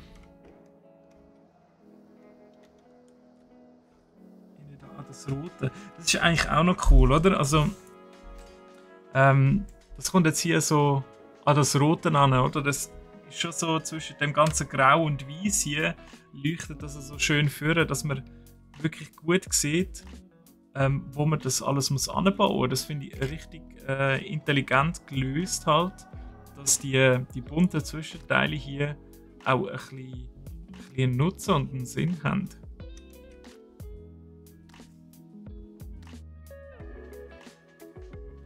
Jetzt kommt noch unser Brand-Teil, das wahrscheinlich Millionen gekostet hat. Porsche. Porsche. So. Und jetzt können wir noch blinken. Die Augen haben geblinkt.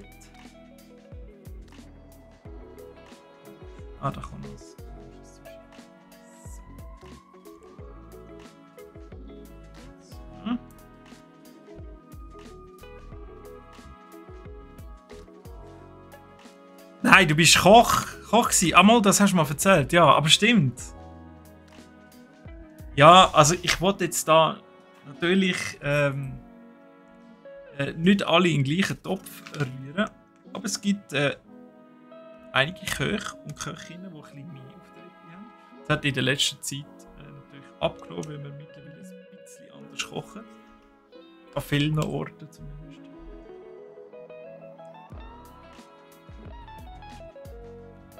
Aber ist ja klar, ich meine, du musst alles probieren, was du rausschickst, oder?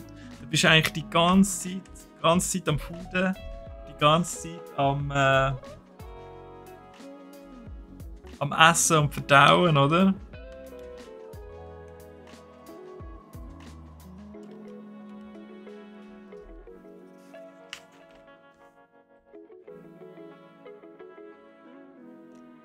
Also ich finde es auch krass. Ich habe zum Beispiel im Praktikum als Koch habe ich extrem, also nicht extrem, habe ich zugenommen. Und dann nachher im Service, wo du wieder keine Zeit hast zum Essen und einfach rumgesäckelt bist die ganze Zeit, da habe ich extrem abgenommen. Oder abgenommen, nicht extrem. Okay. Die geht super gut. Ja, es war halt auch ein mega Stress gewesen, oder? Einmal am Tag Nasenblüten gehabt wegen dem Stress. Da hast du einfach hoffentlich immer Tomatensuppe gemacht, dass es niemandem aufgefallen ist, oder? Hoffe ich für dich.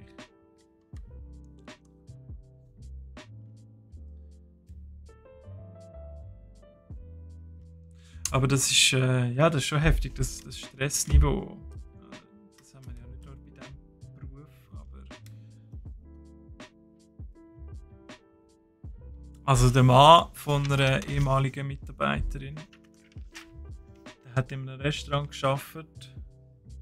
Die haben am Wochenende pro Tag zwischen 2 und zum Teil 400 Essen rausgelassen. Dann bist natürlich, dann bist gut bedient, oder? Cool, jetzt gibt es da noch einen Auspuff. Yeah! Schönes Detail. Und nachher geht es schon ein Säckchen 4. So, schauen wir das mal geschwind an. Also das hat man jetzt, vor allem da die sexy, das ist schon fast zu weiss für die Kamera, die sexy Stromlinie. So geht's, wenn ich die Schatten drüber mache. Ich weiss nicht, das hat sich richtig gut angefühlt, das so da drüber zu tun. Sieht jetzt schon ziemlich geil aus. Also der macht wirklich Spaß. So weit, so gut.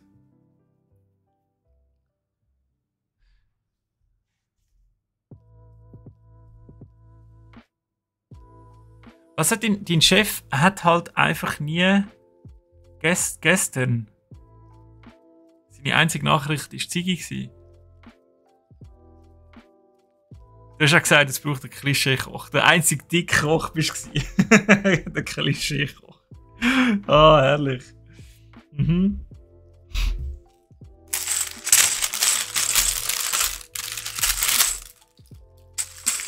Ich kenne auch so einen Klischee-Koch. Guter Restaurant, guter Kollege. Und ja, ist einfach so ein guter, herzenslieber Mensch.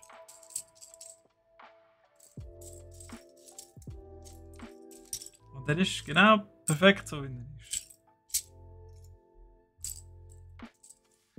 So, da hellgrau brauchen wir. Und noch eins.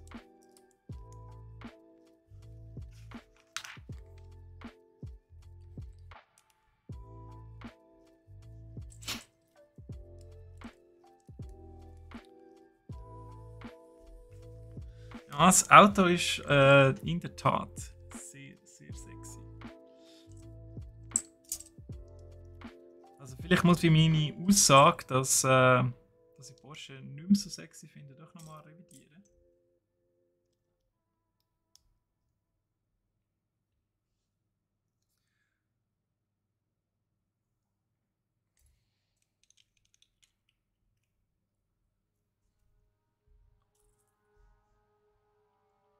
Es sieht halt so schön abgeschlossen aus. Also es ist einfach Wunderschön rund, es geht perfekt auf. Keine grossen Kanten. Toll. Love it!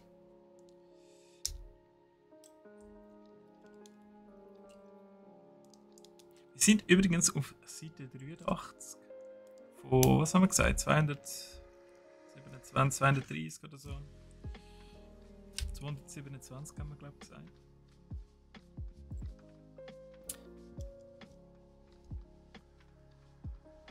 Also wenn wir noch auf 110 kommen, ja, mal, wir haben noch eine halbe Stunde. Mal, das schaffen wir. Also der geht jetzt super vorwärts hier.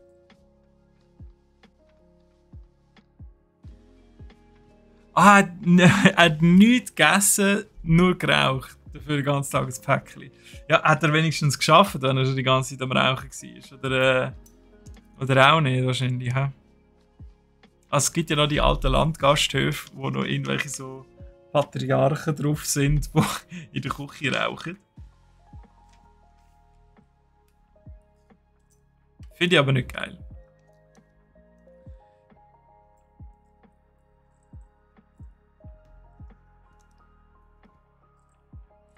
Aber ich hatte auch eine Chefin damals beim Vorpraktikum für die Hotelfachschule.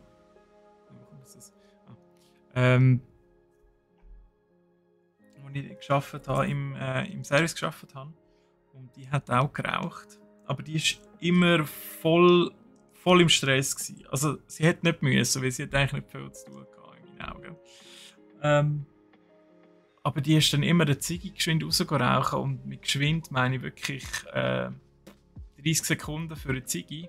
Also 3 Züge etwa. Und dann ist auch so und dann sind die Backen wirklich, hat sich schon innen dran im Maul innen berührt, weil sie so fest gezogen hat.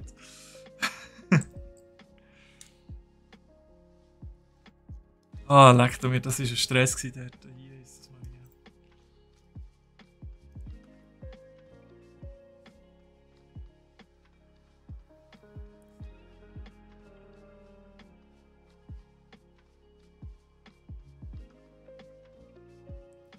Die alten Maldas sind auf die neuen. Sind einfach, und die neuen sind nicht schön, ja. Ja, man hat versucht, zeitlose Formen zu machen. Darum, ja, ist der hure Run immer noch auf die Oldtimer. Absolut. Absolut. Wow. Da haben wir einmal einen riesig grossen Kühler. Oder ist es ein Turbo? Wäre ein bisschen gross, hä? Er ist vor allem mal hinten. Stimmt, Porsche haben ja in die Motoren hinten, oder? Das macht eigentlich schon Sinn. Aber ja, da bin ich jetzt zu wenig Automech, zu können sagen, ob das wirklich so muss. To that note, that it so is. Der wird einfach reingelegt. Mit dem Motor kannst du rausnehmen. Könnte natürlich auch ein Düsenantrieb sein. Ist auch immer noch im Rahmen des Möglichen. Wir werden es herausfinden am Schluss. So, einmal die Mittelkonsole. Ein luftkühlter Boxermotor. Danke vielmals für die Aufklärung. Also ist das quasi der Lüfter. Oder nicht nur quasi, es ist schnell. Boxermotor. Ich habe das auch schon oft gehört. Auch nicht auch gewisse Golf-Varianten, so Super Sport-Varianten, auch noch einen Boxermotor drin gehabt oder so. Kann das sein? Aber was ist denn so speziell gewesen? Die Handbremse. Sehr wichtig zum Driften. Die ist ja nicht fixiert, oder? Also da hat sich kein Knubbel dran. Das ist so eine richtige eine beim Rallye, oder? Wo du einfach kannst ziehen. Auf und ab. Schön so ein bisschen um Kurven rumdriften.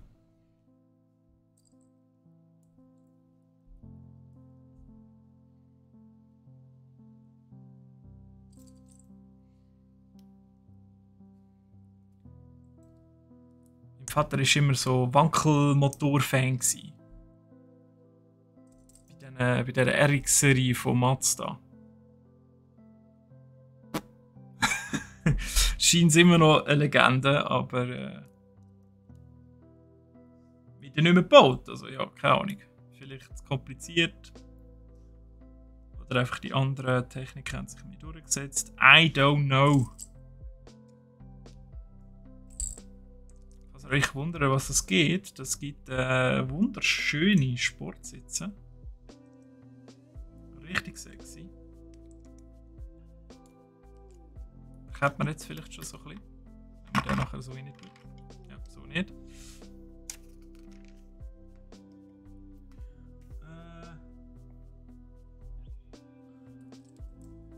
Das Klemmli.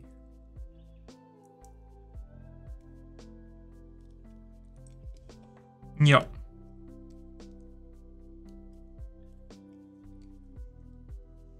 Das hebt jetzt natürlich noch lange nicht so. Da mal den Bogen spannen quasi. So, jetzt aber.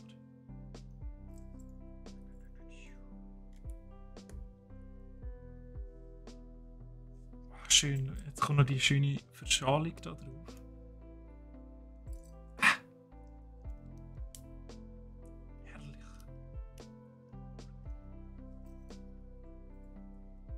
Heissen immer noch Sattler, oder? Ich glaube, die Auto Sitzpolster machen, heissen die nicht auch Sattler?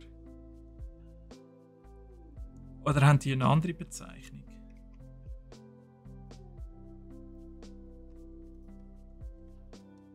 Sehr geil. Also wir haben da, wie es da unten noch die Dinger hat, die wir am Anfang gemacht haben, haben wir da jetzt so eine Kippfunktion. Du musst ja auch können, dass die da hinten einsteigen können.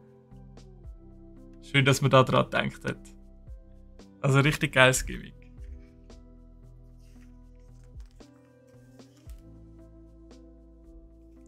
Das glänzt so extrem heute hier.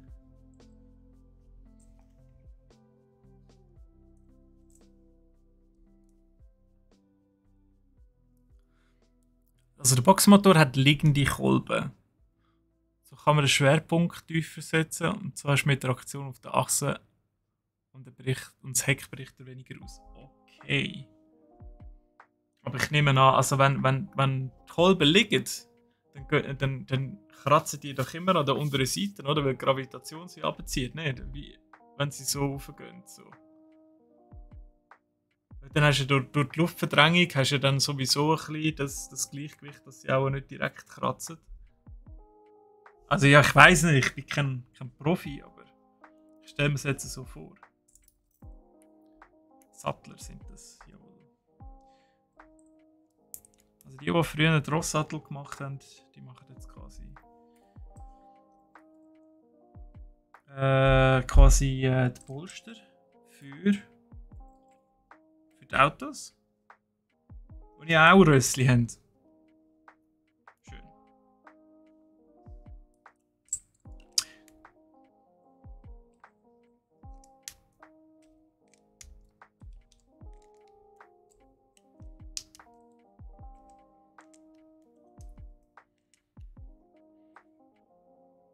Wenn ich mal wieder ein Auto kaufe, weiss ich auch nicht, ob ich Leder nehmen. Also Leder habe ich auch schon gehabt, ist halt richtig sexy und comfy und so. Aber im Sommer ist es einfach der Horror.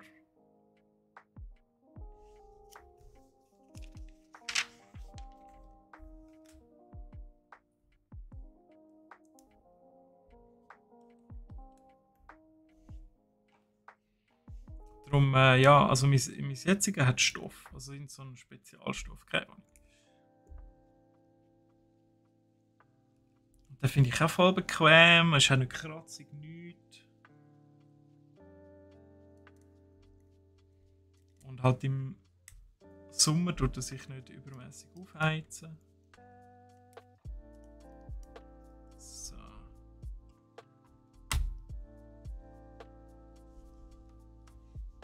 so gut.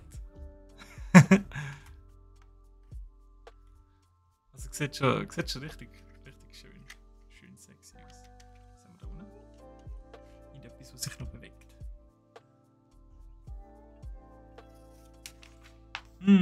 Seite 96 und Nummer 5.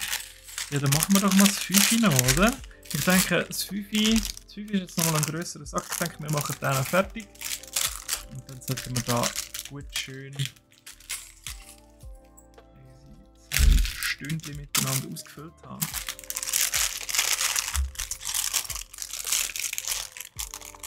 Ja, Leder ist ja pflegebedürftig, stimmt. Und sonst gibt es die kleinen Rissli drin. Da siehst du immer, wer zu seinem Karren geschaut hat und wer nicht. Das stimmt.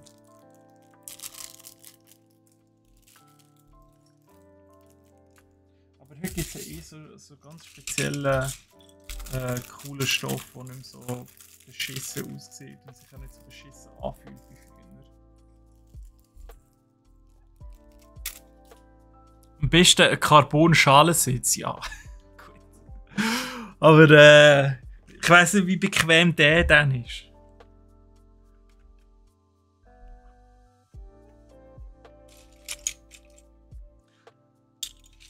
Du willst einfach möglichst wenig gewichtig sein. Dann haben wir noch eine Abdeckung.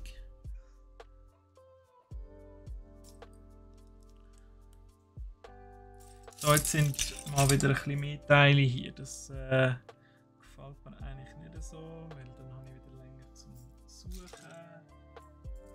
Es geht alles länger.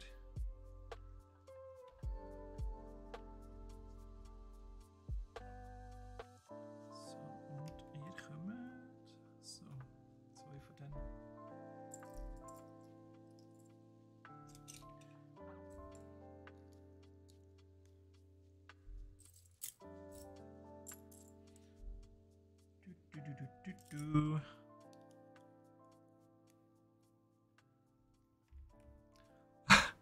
Gar nicht, aber extrem sicher. Ja gut, was bringt es, wenn der Sitz nicht bricht, aber du?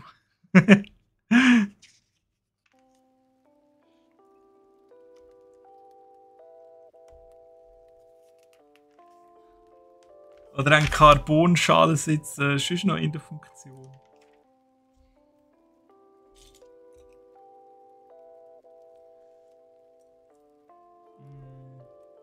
Da hat es jetzt so matte und glänzige schwarze. So haben wir das gesehen. Aber ich glaube, das ist völlig egal, weil es das jetzt nicht mehr. Was sie haben ein anderes. Tschüss. Ein anderes Nummerli. Vielleicht. Die haben so kleine Nummern drauf. Die haben tatsächlich andere Nummern drauf.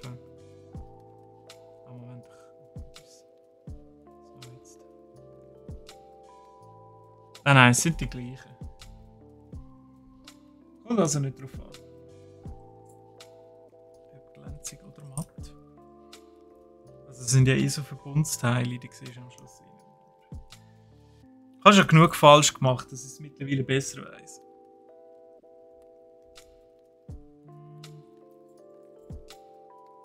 Noch ein bisschen Sandgel, sexy.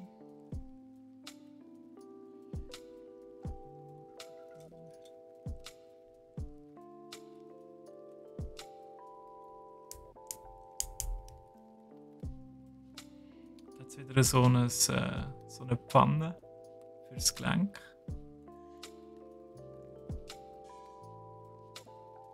Für welches weiss ich nicht.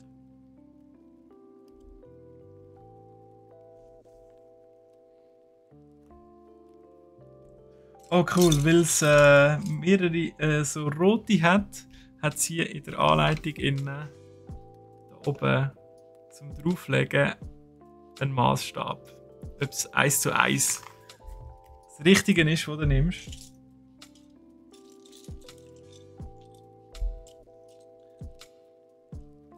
Hey, jetzt können wir aber Farben haben. Noch ein bisschen Military Green. Sag ich dem mal. Oder Ocker oder so.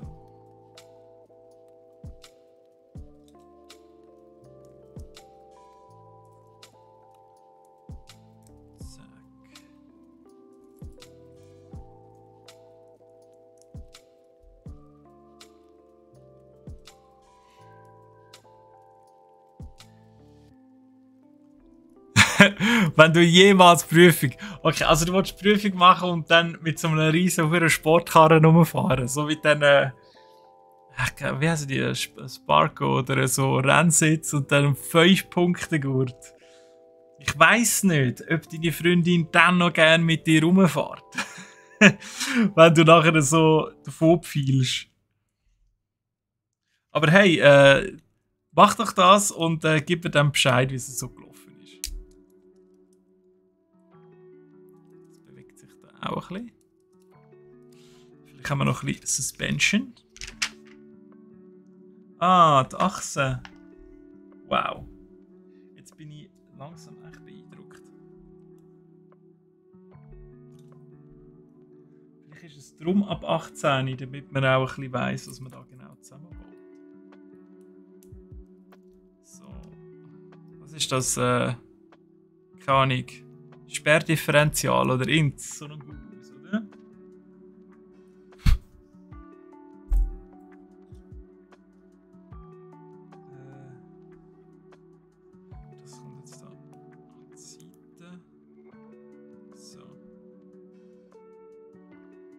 Das ist ja richtig komplex. Jetzt habe ich einfach dieses Teil auf die falsche Seite gemacht. No! Okay, also das muss... Warte jetzt.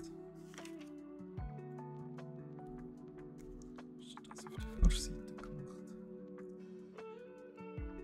Also jetzt muss das... So, nein.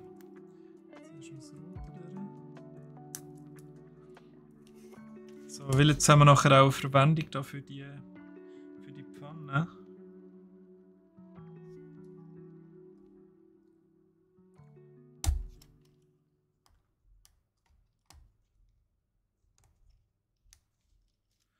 Also, da kann man auch nachher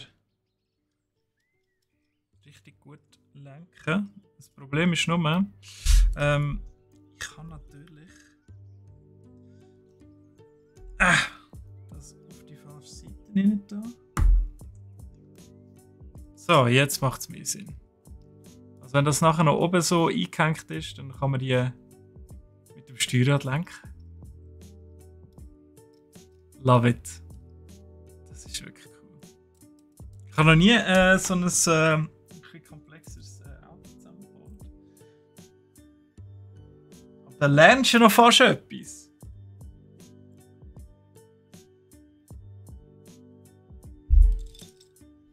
Ja, und ich glaube, das heisst das, ist es das da die sogenannte Lenkstange?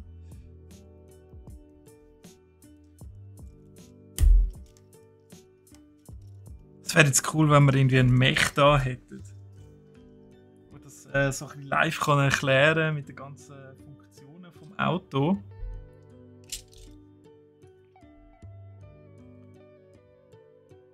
Jeden Tag willst du schnell noch deutsche Autobahn und Rennstrecke. Ich bin mir sicher, wenn du gerne willst, dass die Freundin davonläuft, dann ja, auf jeden Fall, mach das. Frisch ab der Autoprüfung, gerade zuerst mal Nürburgring und einmal durchfetzen. Mit der Freundin. Schön mit 230 Sachen auf der Geraden. Herrlich. Am besten noch mit dem Smart. Smart mit Schalensitz und 5 Punkte Gurt.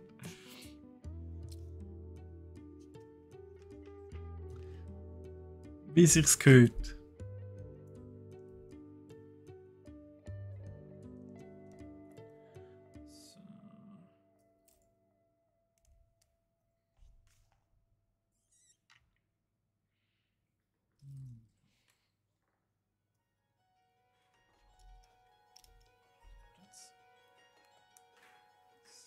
Und das.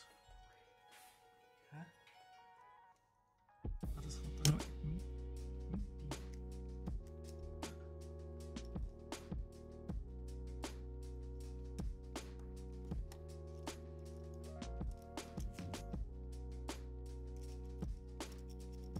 Okay. Nein, jetzt kommen noch Ritzel. Hey, hört auf, hey. Ah, geil. wenn alles so ineinander reingreift am Schluss. Dann gehe ich über, ich sag's dir.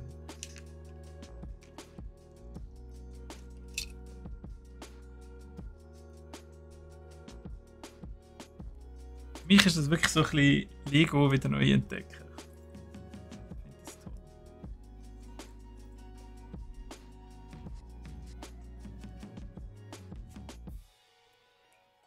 Mich sollst du mitnehmen? Ja, nein, ja nicht. Ja, also ich weiß nicht, brauchst du einen Beifahrer? Kannst du dir da sicher einen dazu mieten dort, aber direkt auf der Fahrprüfung zuerst mal auf der Rennstrecke mit der Freundin. Ja, also ich weiß natürlich nicht, wie sie drauf ist, aber nimm doch einfach einen von deinen Kochkollegen mit. Ausser sie ist auch so ein mega Speed-Freak. Dann sehe ich da überhaupt kein Problem.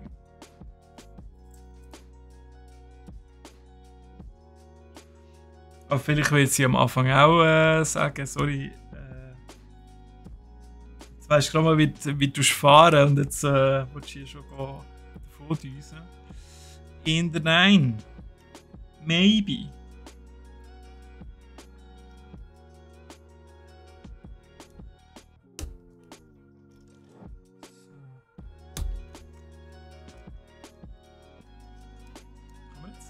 Ah, jetzt kann man so lenken, jetzt ist es einfach fixiert.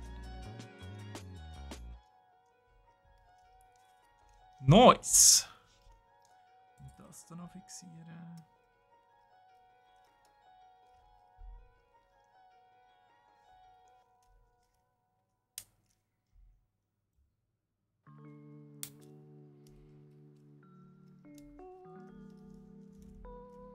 So, jetzt ist das alles schön fix.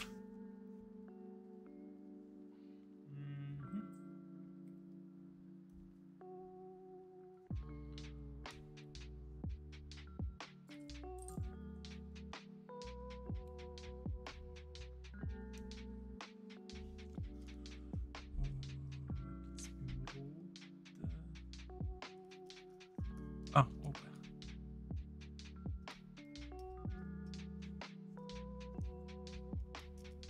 Das sieht voll komplex aus, hä?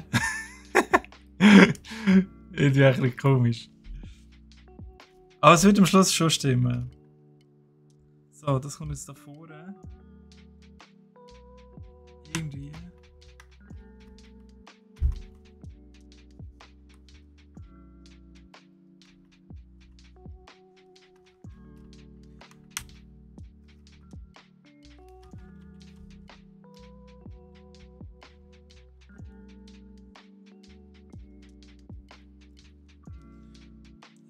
Irgendwie wird es da beim einen nicht rein.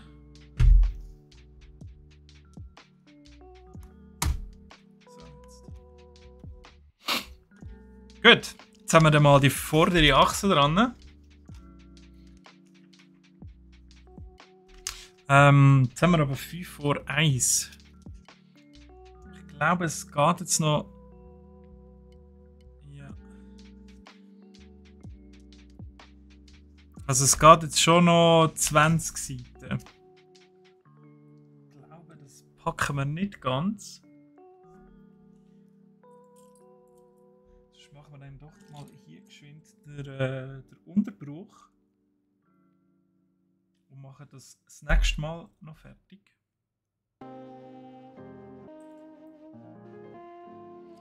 Aber jetzt müssen wir schon noch geschwind das Steuerrad anmachen, oder? Du bist ein guter Fahrer, weil du viel Sim-Racing machst.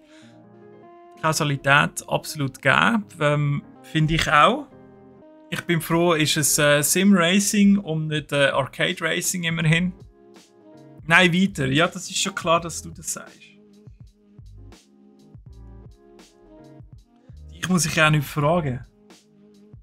Sag dir gerecht, wäre ich direkt versklavt und wäre den ganzen Tag hier für Leute, die gerade Lust haben, um ein bisschen schauen, wie ich Lego zusammenbaue. Ein bisschen vor mich anquasseln.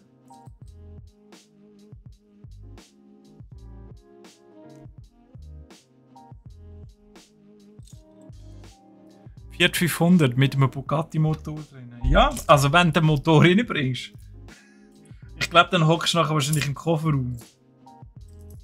Aber das Experiment würde ich sehr gerne mal sehen. Ich meine, es hat ja auch den 5er Golf ist es, glaube ich. Golf 5 W12 gegeben, also mit einem 12-Zylinder-Motor. 650 PS oder so. Kann man machen. Kann man machen.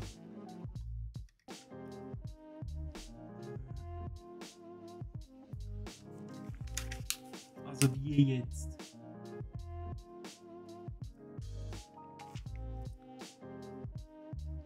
Also das kommt so da drüber und dann das andere Teil einfach ist nichts. Okay.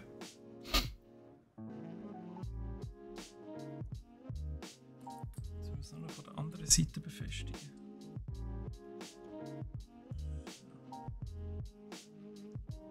Und Steuerrad.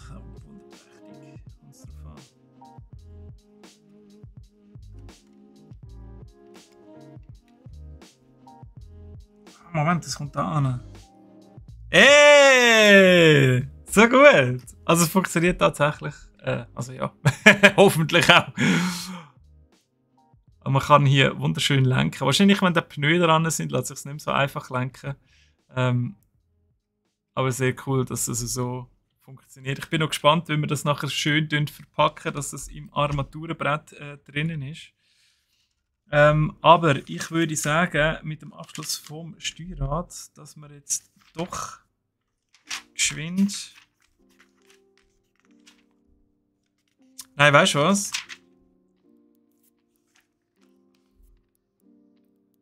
Vordere Haube. Ich glaube, das nächste können wir noch ziemlich schnell zusammen machen. Machen wir doch mal noch schön weiter.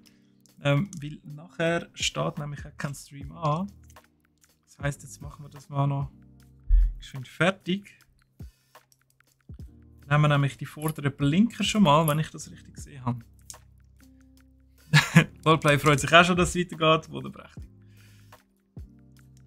Dann ist doch allen geholfen. Es gibt einen Italiener, der das mit dem Lamborghini V12 gemacht hat.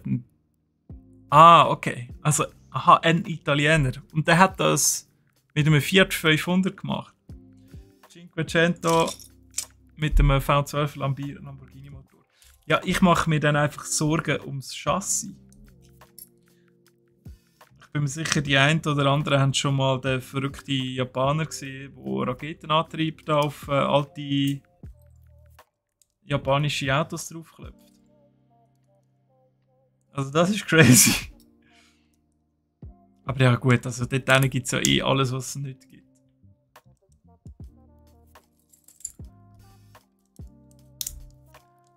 Die haben das Tuning sprichwörtlich erfunden. Völlig abgespaced.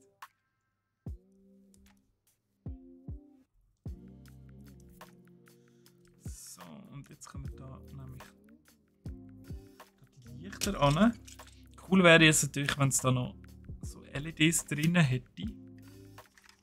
Dass man auch wirklich noch könnte blinken oder so. So ein Mini-Schalterli hier, wo man könnte die Blinker an- und ausstellen. Das würde ich sehr feiern. Ich finde, das macht LEDs macht alles ein bisschen lebendiger. Also das ist ja bei Dungeons & Dragons nicht anders. Sobald ein bisschen Licht ins Spiel kommt, dann ist es wie echt. Bau mein Sklave. Jawohl. Meister.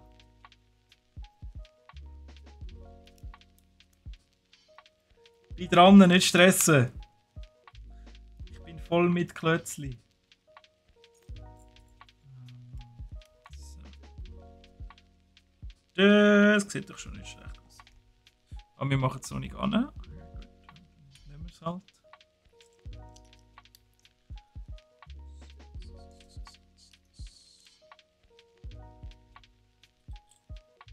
Ich hätte ihn gerne in Gel gehabt.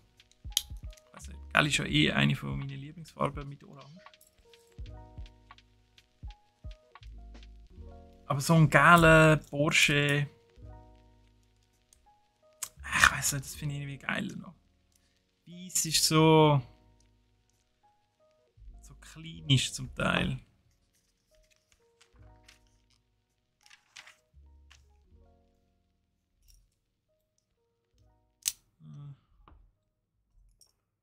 Ah, jetzt kommen da wieder die Abrundungen. Die sind einfach geil.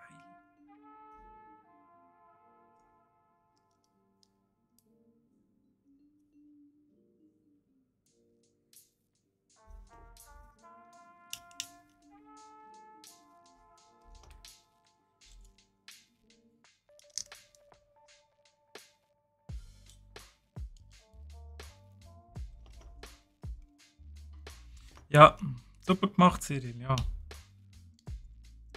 Ist noch Platz auf der Seite, oder? Es gibt ein LED-Set für das Auto.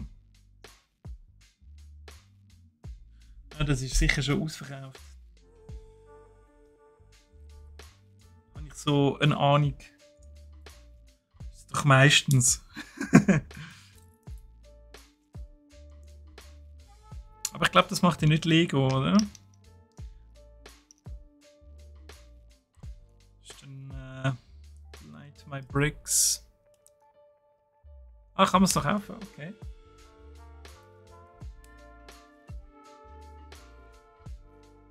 Ja, gut, aber für das es nachher nur da rumgammelt.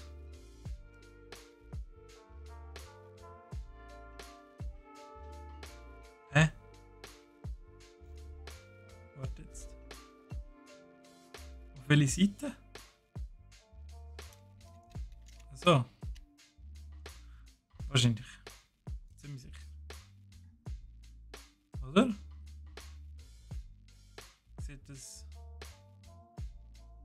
richtig aus? Ich glaube schon. Nein. Wo kommt dieses Blaue an? Was ist das? Ah! Okay. Also nicht so.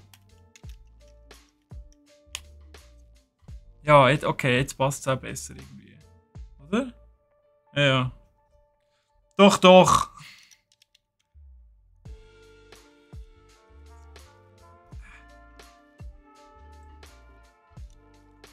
Und jetzt sieht es besser aus. Kein Stream ohne Fail, ja. Es ist so gut gegangen, aber es war eins. Also eigentlich ist es nochmal ein Fehler. Es ist in der Überzeit passiert, darum zählt es nicht mehr.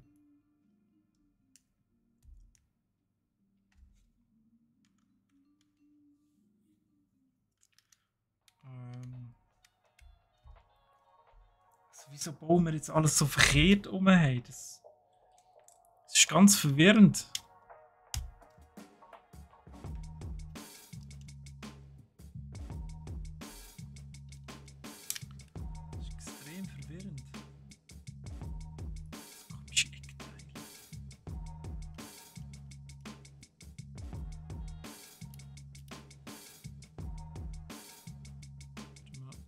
Noch eins über, oder? Da muss es nicht so viel Platz auf der Seite sein.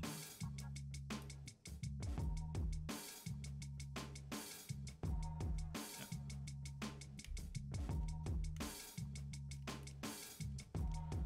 So.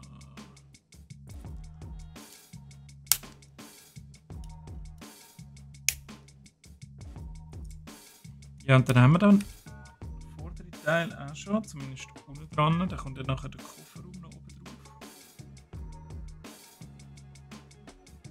So, das sieht so aus wie der Anleitung. Gut, dann dürfen wir eigentlich umdrehen.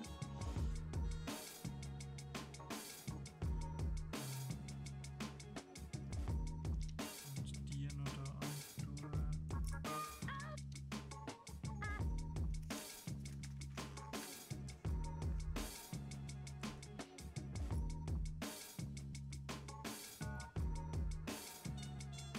Sind immer die anderen schuld, LOLplays.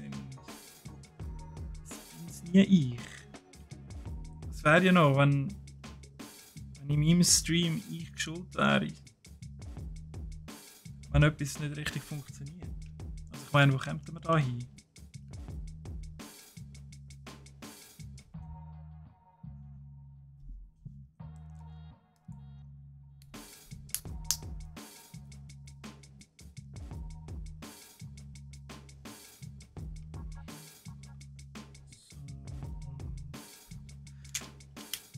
Pizzeli Bianco.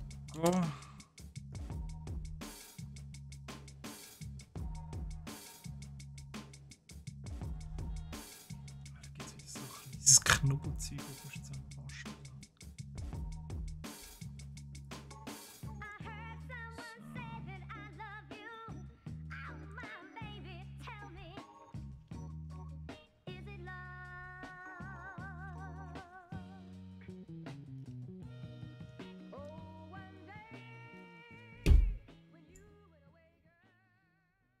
Ja, also heute sind wir echt richtig gut für sich gekommen.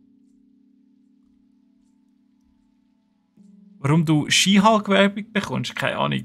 Gibt's also ich glaube, wir haben keine Werbung an, oder? Also, würde mich jetzt zumindest überraschen.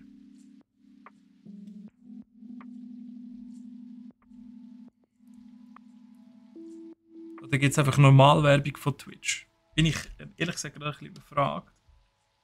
Also ich habe einmal keine geschaltet. Also kannst ja bezeugen, dass ich jetzt eigentlich nur da am Werken bin.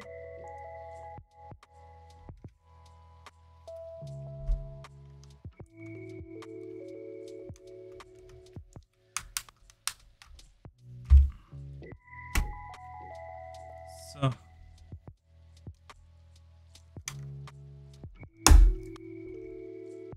Ah, schön, wenn das mal alles so verbunden ist. Ah, herrlich.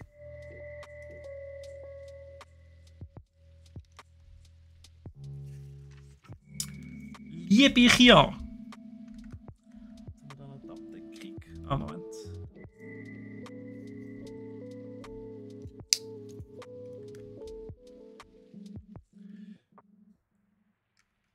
So. Hä?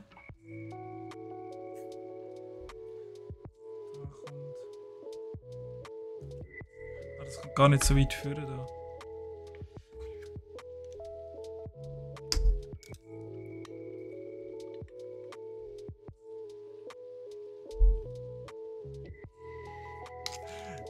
Also, wenn, dann musst du mit der Steffi reden. Wenn, dann hat sie das Ganze eingestellt. Aber sicher nicht ich. Aber selbst wenn wir Einnahmen generieren, wissen ihr ja, die kommen nicht uns zu gut, sondern einer wohltätigen Organisation. Also die ganzen Subs und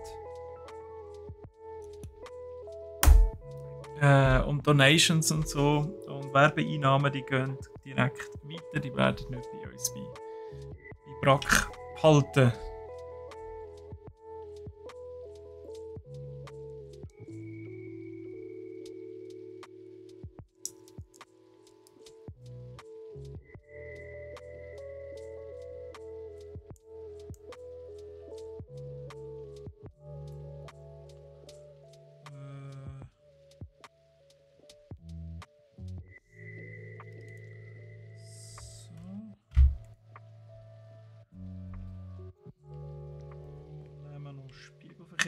Und nachher haben wir es dann, glaube ich. Jetzt sind wir auf Seite 125. 127 wäre, glaube ich, dann eben das Ende. Also das Ende. Das Ende zumindest von jetzt im Moment.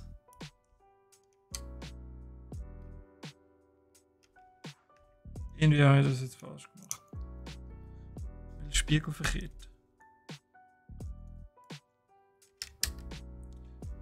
So, wenn logisches und räumliches Denken zusammenkommt. He?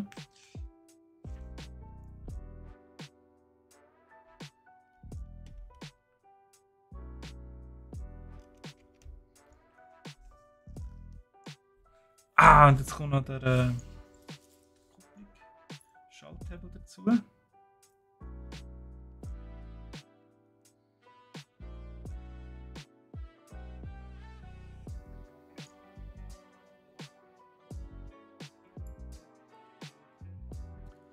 Love it. So gut. Wenn man jetzt natürlich noch könnte, noch könnte wirklich Gang schalten, dann wäre das der Oberkracher.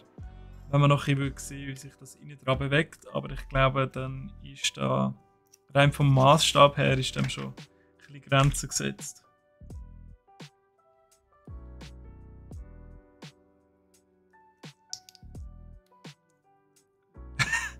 Ah! Nein, komm jetzt.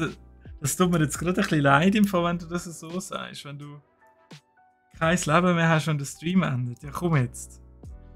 Das ist sicher noch selber ein bisschen zum Zusammenbauen, noch ein bisschen zum Arbeiten oder so. Hey, und nächste Woche geht es ja schon wieder weiter. Ich weiss es auch mal zu schätzen. Ich nehme jetzt das wirklich als gut gemeintes Kompliment auf.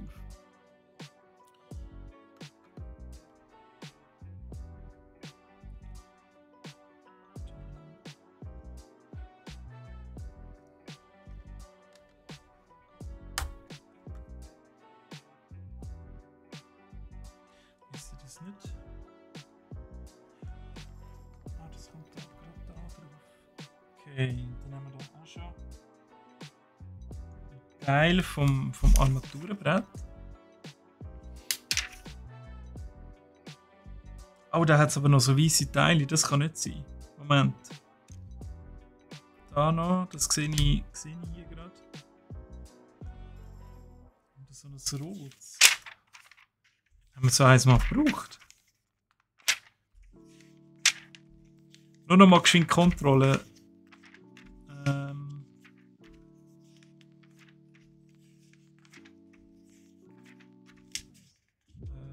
Ja, beim Steuerrad haben wir mal das Rote gebraucht, aber das haben wir jetzt schon. Das ist eigentlich alles gut. Also ich behalte die überzähligen kleinen Teile hier behalte ich sowieso auf, falls eben gleich mal noch irgendetwas fehlen würde. Ja, aber dann sind wir jetzt doch am Ende.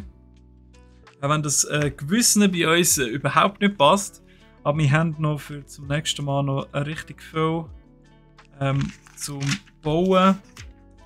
Noch ein bisschen Blätter da. Moment. Genau.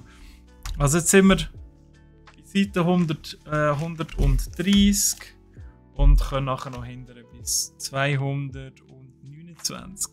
Und das passt hervorragend nochmal in 2 Stunden rein. Und dann haben wir unseren Porsche 911 Turbo haben wir dann fertig. Jetzt sehen wir auch ein bisschen das Ausmaß von dem Ganzen. Also ich kann auch mal wieder eine kleine Kamera reinhaben, dass ihr ein bisschen ein Gespür bekommt für die Größe von dem Auto.